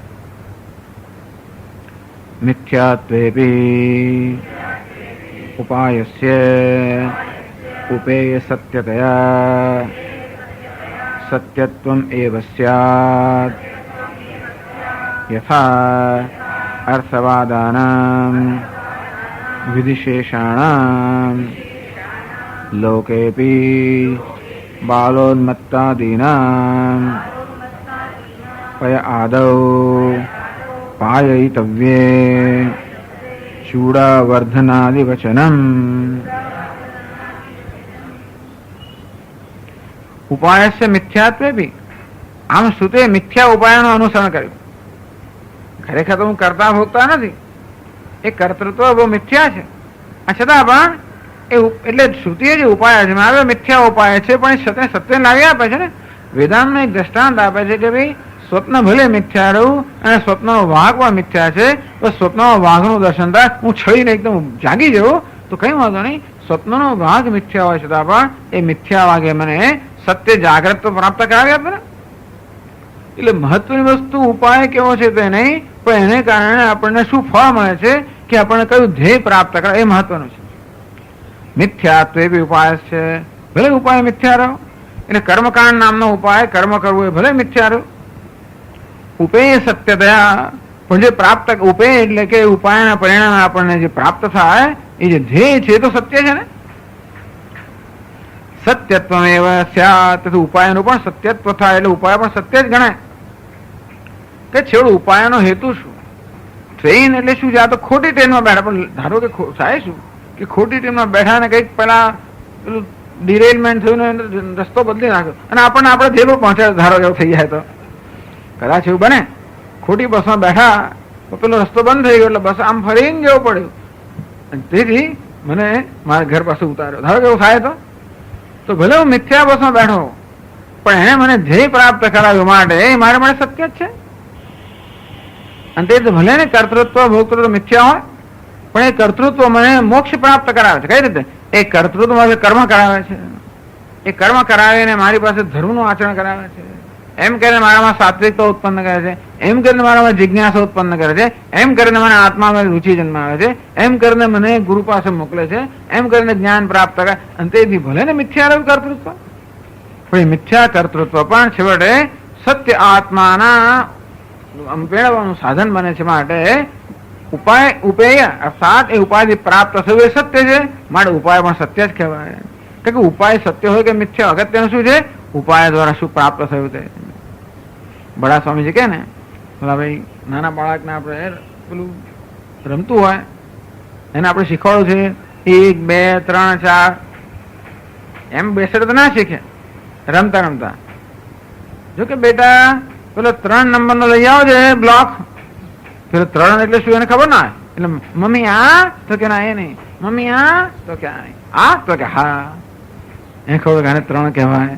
આમ આમ રમત ની અંદર પણ રમત શું છે કે શીખવાડવાનું ના, કે એનાથી સંખ્યા ના શીખવાડાય, પણ રમત પણ છે વટે એને સંખ્યા શીખવાનું સાધન તો ભાઈ ને. પછી બેટા 5 નંબર લઈ આવો, પછી તો વળી પાછો હા એમ કરતા કરતા છે એવું થાય ને, એમ કરતા કરતા શીખે. જો પેલો કાગડો આવે હા એટલે મોમ ખુશી જાય, આમ ટૂંકો હા આવી હાથમાં એમને એવું કરતા હશે મને ખબર નથી, પણ પેલો દીકરો બાળકને ખવડાવવું હોય મોં ખોલે નહીં, અને મમ્મી મમ્મા કોળીઓ મૂકવા માંગતો હોય તો આમ પેલા જો પેલો કાગડો આવ્યો હા એમ કરે તો મોં ખોશે. એટલે ઉપાય મિથ્યા છે, ઉપાય મિથ્યા છે, પરંતુ એનાથી જે પરિણામ આવે સત્ય છે ને, મારે ઉપાયમાં સત્ય કહેવાય. કહેવાનો મહત્વ એ છે કે ઉપાયની સત્યતા શેમાં છે? એના ઉપેયની સત્યતામાં છે. યથા અર્થવાદાનામ વિધિશેષાણામ, તેમ અર્થવાદ આપણે શું કરીએ છીએ?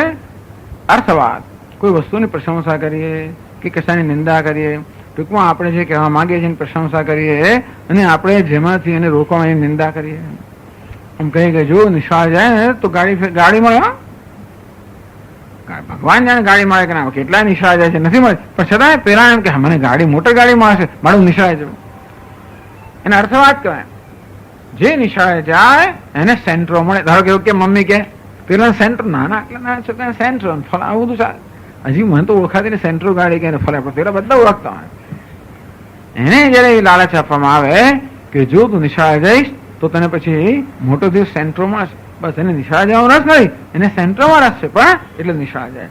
અર્થવાદ કે જે નિશાળે જાય એને આવી મોટી ગાડી પ્રાપ્ત, એમ નિશાળે જવાની પ્રશંસા કરી, એ પ્રશંસાને કારણે પેલો નિશાળે જવા પ્રેરાયો, એમ કરી નિશાળે ગયો.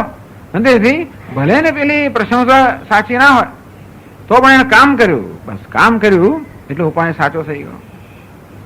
પેલી નાનું બાળક કે મમ્મી મને સર્કસમાં લઈ જાઓ, સર્કસ જોવા લઈ જાઓ, સમય નથી આપણે, એને મોટરસાયકલ બેસાડીને લઈ ગયા, થયું છે બધા પાછા સર્કસ છૂટ્યું, આગલો શો છૂટ્યો ને પાછા આવતા, એટલે કે જો જો દીકરી આપડે વાઘ છૂટ્યો છે એટલે બધા ભાગીને પાછા આવે છે. એ શું કહે છે કે સર્કસમાં વાઘ છૂટ્યો છે બધા ભાગે છે, ચાલો પેલી કે ચાલતી આપણે ઘેર જતા રહીએ. એટલે પછી આવું કહીને લોકો બહુ કુશળતા વાપરતા હોય છે.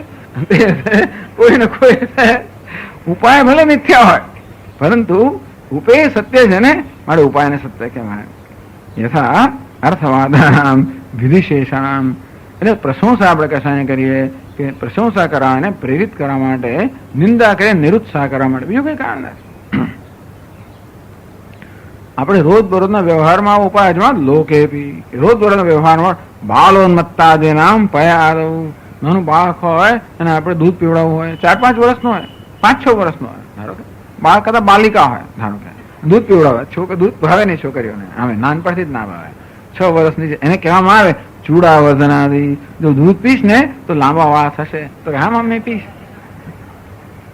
એટલે ટૂંકમાં ભલે દૂધથી થાય છે કે થતું હોય ખબર નહીં, કેવું કાંઈક વૈદિક શાસ્ત્રમાં કહ્યું પણ હોય કે દૂધ પીવાથી વાળ લાંબા થાય, પણ એને કહેવામાં આવે ચૂડાવર્ધનાદી વચનમ, જો તારા વાળ વચ્ચે લાંબા થશે, જો ફલાણા કાકી જો એમને કેવાય છે આ તો હું દૂધ પીશ એમ કરીને અથવા ઉન્મત્ત, એવું પણ ઉન્મત્ત થોડો અડધો ગાળો એવો માણસ હોય, એને પણ આપણે કઈક ટૂંકમાં એવું અપમાન એનો એને સ્પર્શે એ પ્રકારનો ઉપાય, એને કદાચ લાંબા વગેરે ના થાય, એને જે કઈ સ્પર્શ થતો હોય એ વસ્તુ ઉપાય આપણે અજમાવીએ તો આપણું કામ થાય. એટલે ટૂંકમાં ઉપાય સત્ય કોને કહેવાય? એ સાચું કામ થાય, બીજું કઈ નથી. અને તે રીતે આમ આત્મજ્ઞાનની જ્ઞાનની જિજ્ઞાસા જન્માવીને, આત્માને જાણવાની ઈચ્છા જન્માવીને આ કર્મકાંડમાં પ્રમાણભૂત બને છે એમ કહ્યું.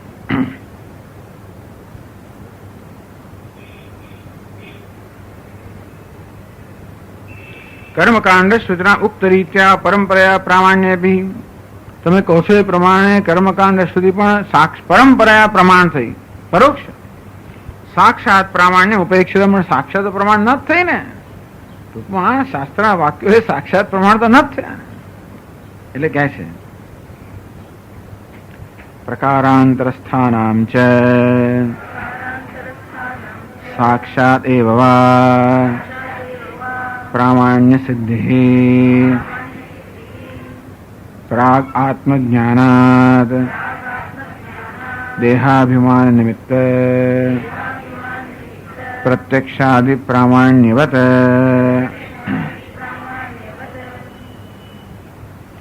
પ્રકારાંતર સ્થાનામ ચ આત્મજ્ઞાનોદયાત પ્રાગ અવસ્થા પ્રકારાંતરમ.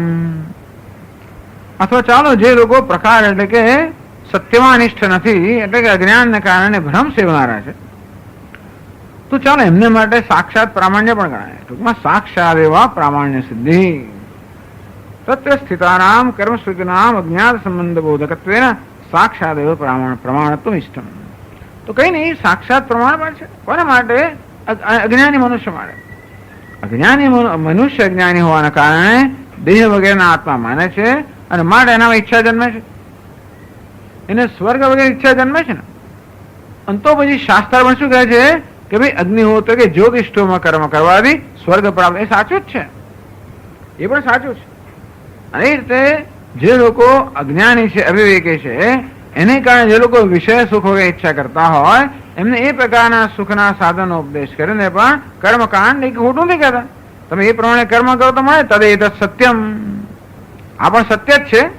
શું છે? વેદેશુ મંત્રેશુ કર્માણિ યાની કવયઃ યાની અવોચન અપશ્યન કર્માણિ યાની અપશ્યન તાની ત્રેતાયામ બહુધા સંતતાની. મુંડકોપનિષદ કહે છે કે ભાઈ આ વેદની અંદર જે ઋષિઓએ કહ્યું છે કે આ કર્મ કરતા ફળ મળે, એ સાચું છે.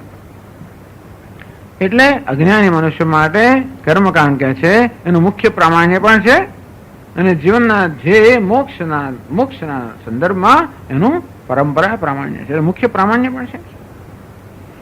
એટલે કે છે પ્રાગ આત્મજ્ઞાનાદ દેહાભિમાન નિમિત્ત પ્રત્યક્ષાદિ પ્રાગ આત્મજ્ઞાનાદ. આત્મજ્ઞાન થયા પહેલા આપણું જગત સાચું છે. જ્યાં સુધી જગતનો મિથ્યાત્વ જાણ્યું નથી, આત્માનું સત્ય તો જાણવું ના હોય, ત્યાં જગત સાચું છે. ત્યાં સુધી વ્યવહારો સાચા જ છે.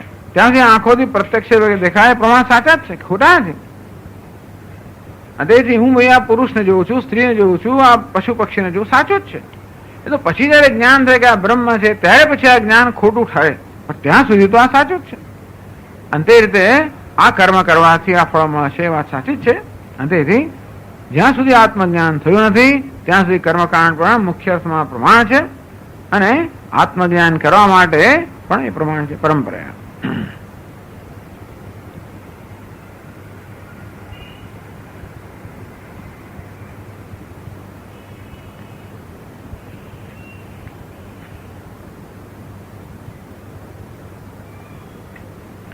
પ્રાતિથિક કર્તૃત્વસ્ય આવિદ્યકત્વેપી શુદ્ધિ પ્રામાણ્યમ અપ્રત્યુહમ ઇતિ ઉક્તમ. ટૂંકમાં માણસે પોતાને કરતા ભોગતા માને છે, એ તો અવિદ્યાનો જન્મનો ભ્રમ છે, અને છતાંય પણ એ ભ્રમને ધ્યાનમાં રાખીને શાસ્ત્ર જે કહે છે એ પણ પરંપરા પ્રમાણભૂત છે, અથવા એ ભ્રમને ધ્યાનમાં રાખીને શાસ્ત્ર જે કહે છે એ કર્મ સાધ્ય સાધનના વચનો પણ પ્રમાણભૂત છે એવું કહ્યું. હજી પાછો પેલો હજી એને પૂરું નથી કર્યું. હજી પણ કર્તૃત્વને સાચું ઠેરવવા માંગે છે. કોઈ કહેતા કર્તૃત્વ પ્રકારાંતરેણ પારમાર્થિકત્વ ઉત્થાપયતિ. આ કર્તૃત્વ કોઈક બીજી રીતે પણ પારમાર્થિક છે, સત્ય છે, એવી જાતનો પક્ષ છે, એ પક્ષ ઉઠાવે છે. કહે છે યત્તુ મન્યસે સ્વયં અવ્યાપ્રિયમાણોપી આત્મા સન્નિધિ માત્રેણ કરોતિ તદેવ ચ મુખ્યમ કર્તૃત્વમ આત્મનઃ યથા રાજા યુધ્યમાનેષુ યોધેષુ યુધ્યતે ઇતિ પ્રસિદ્ધમ સ્વયં અયુધ્યમાનોપી સન્નિધાનાત એવ જિતઃ પરાજિતશ્ચ ઇતિ ચ તથા આટલું યત તું મન્યસે. ચાલો તમે આ પ્રકારની માન્યતા ધરાવો છો કે સ્વયં અવ્યાપ્રિયમાણોપી આત્મા સંનિધિ માત્ર કરોતિ કર્મ. એ કહે છે કે ભલે આત્મા સ્વયં કર્મ ન કરતો હોય પરંતુ એની સન્નિધિથી કર્મ થાય છે માટે પણ એને કર્મ કરનારો જ ગણવો જોઈએ. ક્યારેક આપણે કશું ના કરીએ પણ આપણા હોવાને કારણે ધારો કંઈ થતું હોય, આપણે ન હોઈએ તો ના થાય અને આપણે હોઈએ તો થાય તો શું થાય? આપણે જ કર્યું કહેવાય. એ દૃષ્ટાંત આપે છે. યથા રાજા યુદ્ધમાનેષુ યોધેષુ યુદ્ધતે. આપણે શું કહીએ? ફલાણા રાજાએ પેલા રાજા યુદ્ધ કર્યું ઇતિહાસમાં, આ ફલાણા લોકોએ પેલા પર ચઢાઈ કરી. એમાં રાજા તો એના મહેલમાં જ બેસી રહ્યો હોય. ચઢાઈ કોણ કરે છે? પેલા સૈનિકો એવું ના કરે છે ને. अच्छा શું કહીએ? રાજાએ ચઢાઈ કરી, રાજાએ યુદ્ધ કર્યું. યુદ્ધમાનેષુ યોધેષુ. ખરેખર યોદ્ધાઓ યુદ્ધ કરી રહ્યા છે છતાં પણ એમાં કહેવાય શું કે રાજા યુદ્ધ કરે છે. એ પ્રસિદ્ધમ સ્વયં અયુધ્યમાનો ભાઈ સન્નિધાનાદેવ. પોતે ખરેખર યુદ્ધ કરતો નથી પરંતુ એની સન્નિધિને કારણે એના યોદ્ધાઓ યુદ્ધ કરે છે તો એની સન્નિધિને કારણે જે થાય છે એને જ કર્યું એમ કહેવાય છે. જીત પરાજિત અને જયારે યુદ્ધમાં જીત થાય તો રાજાની જીત કહેવાય, હાર થયો રાજાનો નિહાર કહેવાય. એને કારણે જય પરાજયનું ફળ પણ રાજા ભોગવે છે. ટૂંકમાં જીત થાય તો બધી સંપત્તિ લૂંટે જે કઈ હોય તો પેલા એનું મળે કોણ? રાજાને મળે. અને હાર થતો ભાગી કોણ? રાજા ભાગી જવું પડે. પેલા સૈનિકો તો કદાચ ત્યાં અંદર રહે પણ રાજાએ ભાગી જવું પડે. તો જેવી રીતે કર્તૃત્વ નો ભોક્તૃત્વ બંને થયા. જે રીતે પેલા સૈનિકો વગેરે યુદ્ધ કરે છે છતાં રાજાએ કર્મ કર્યું કહેવાય કર્તૃત્વ, અને એનું ફળ મળ્યું સૈનિકોનો જે જય પરાજય થયો એનું ફળ રાજાએ ભોગવડે ભોક્તૃત્વ. એ મુખ્ય અર્થમાં છે, એમના આગે ઔપચારિક નથી. તો એક દ્રષ્ટાંત આપ્યું, પછી આગળ બીજું દ્રષ્ટાંત આપે છે. તથા સેનાપતિ વાચા એવ કરોતિ ક્રિયાફલ સંબંધશ્ચ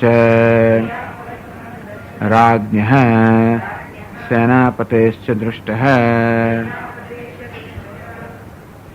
ચલો આ યુદ્ધ છે ને કાયિક વ્યાપાર છે. યુદ્ધ છે ને એ કાયાથી થતો વ્યાપાર છે, પણ વાણી થતો વ્યાપારમાં પણ ચાલો કોઈ કાયા એટલે વાણીથી વ્યાપારથી પણ કર્તૃત્વ લાગે છે.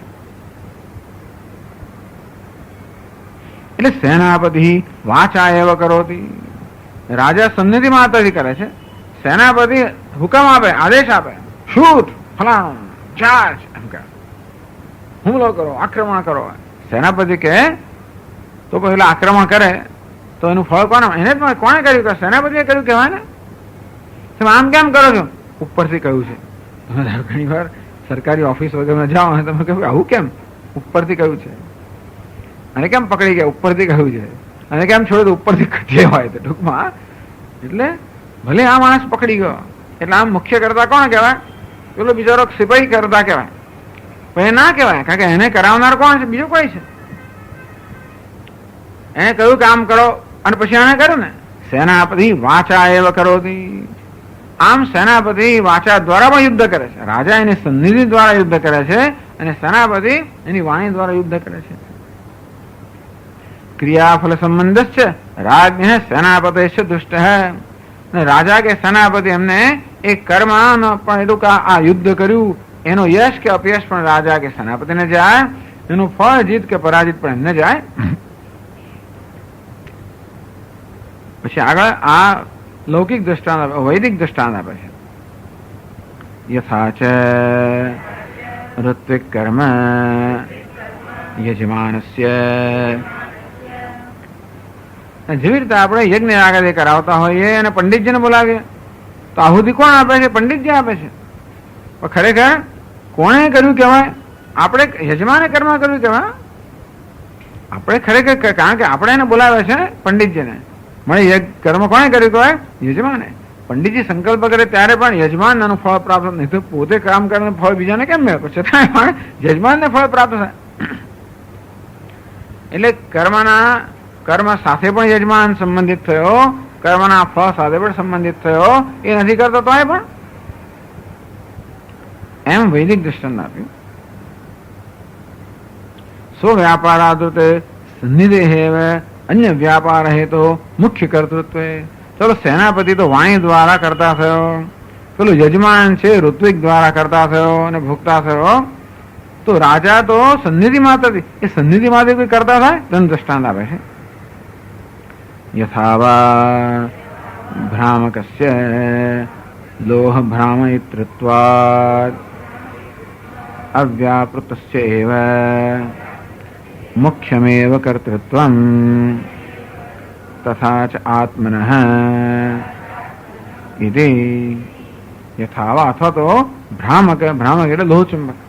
યથાવા ભ્રામકસ્ય લોહ ભ્રામયિતૃત્વાદ, જેમ લોહ ચુંબક છે એની સન્નિધિ માત્રથી લોખંડમાં છે એ લોખંડ ગતિ કરવા માંગે ને, ફરે ખરું, ગોળ ગોળમાં ફરે અથવા એની તરફ આકર્ષાય. ટૂંકમાં આ લોખંડના નાગડે રજકણ જે હોય એની અંદર ગતિની પ્રેરણા કોણ કરે છે? લોહ ચુંબક.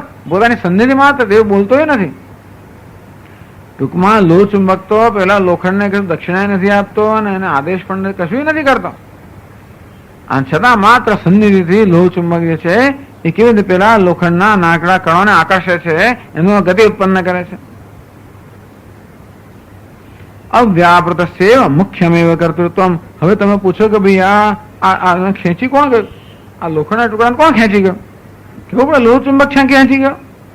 કોઈ પ્રકારનો વ્યાપાર કર્યા વગર પણ એ મુખ્ય એમાં વ્યાપૃત્વ કર્તૃત્વ થયું.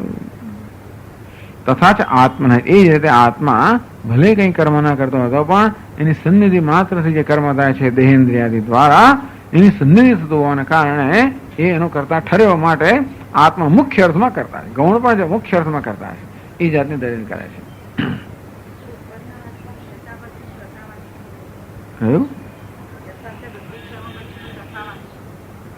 આહા તથા દેહાદિનામ કર્મ આત્મકૃતમ સ્યાત તત્ફલસ્ય આત્મગામિત્વાત.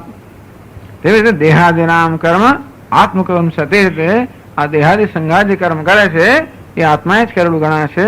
જેમ પંડિતો કર્મ કરે એ યજમાને કર્યું ગણાય તેમ, અને પંડિતોએ કર્મ કર્યાનું ફળ યજમાન મળે તેમ દેહાદિ સંઘાત જે કર્મ કર્યું એનું ફળ આત્માને મળવું જોઈએ, તો સ્વર્ગમાં આત્મા ભોગવી શકે ને. પછી યથાવા ભ્રામકસ્ય છેલ્લું દ્રષ્ટાંત આપ્યું કે લોહ ચુંબક કેવી સન્નિધિ માત્રથી કરતા બને, તથા છે આત્મન કર્તૃત્વ નથી, એ પ્રકારે આત્માનું કર્તૃત્વ. અને તે આત્મા મુખ્ય અર્થમાં કરતા એ કેમ નહીં એ કહે છે. તો હવે ઉત્તર આપે છે.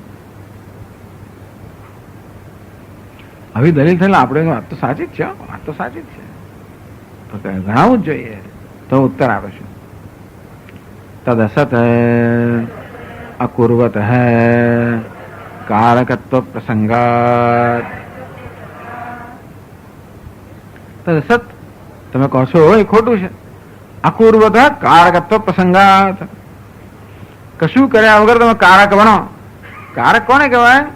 કોઈ કર્મ કરવા માટે જે બધી સામગ્રી જોઈએ એને આપણે કારક કહીએ. એ દરેક સામગ્રીનો કરવા કઈ ઉપયોગ હોય. જેમ કે યજ્ઞ થતો હોય તો બધા પંડિત જે હોય એને આપણે કરતા કહીએ, આહુતિ હોય એને આપણે કર્મ કહીએ, ચમસના આપણે કરણ કહીએ, દેવતાને આપણે સંપ્રદાન કહીએ.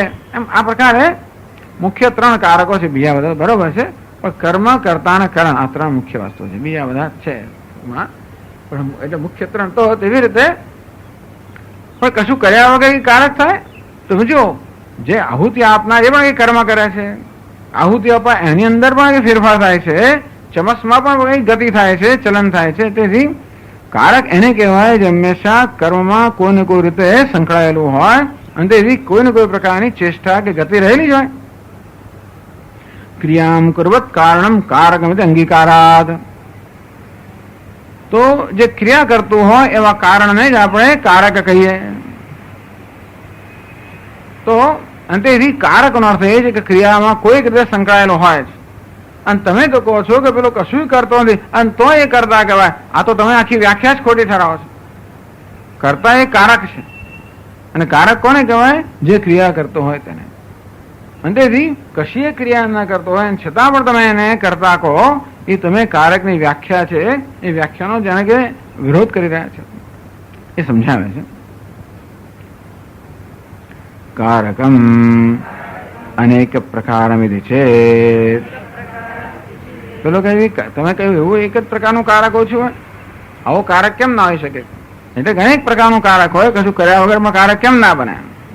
તો ઉત્તર આપે છે ન રાજ પ્રભૃતિના મુખ્યસ્યાપી કર્તૃત્વસ્ય દર્શનાત.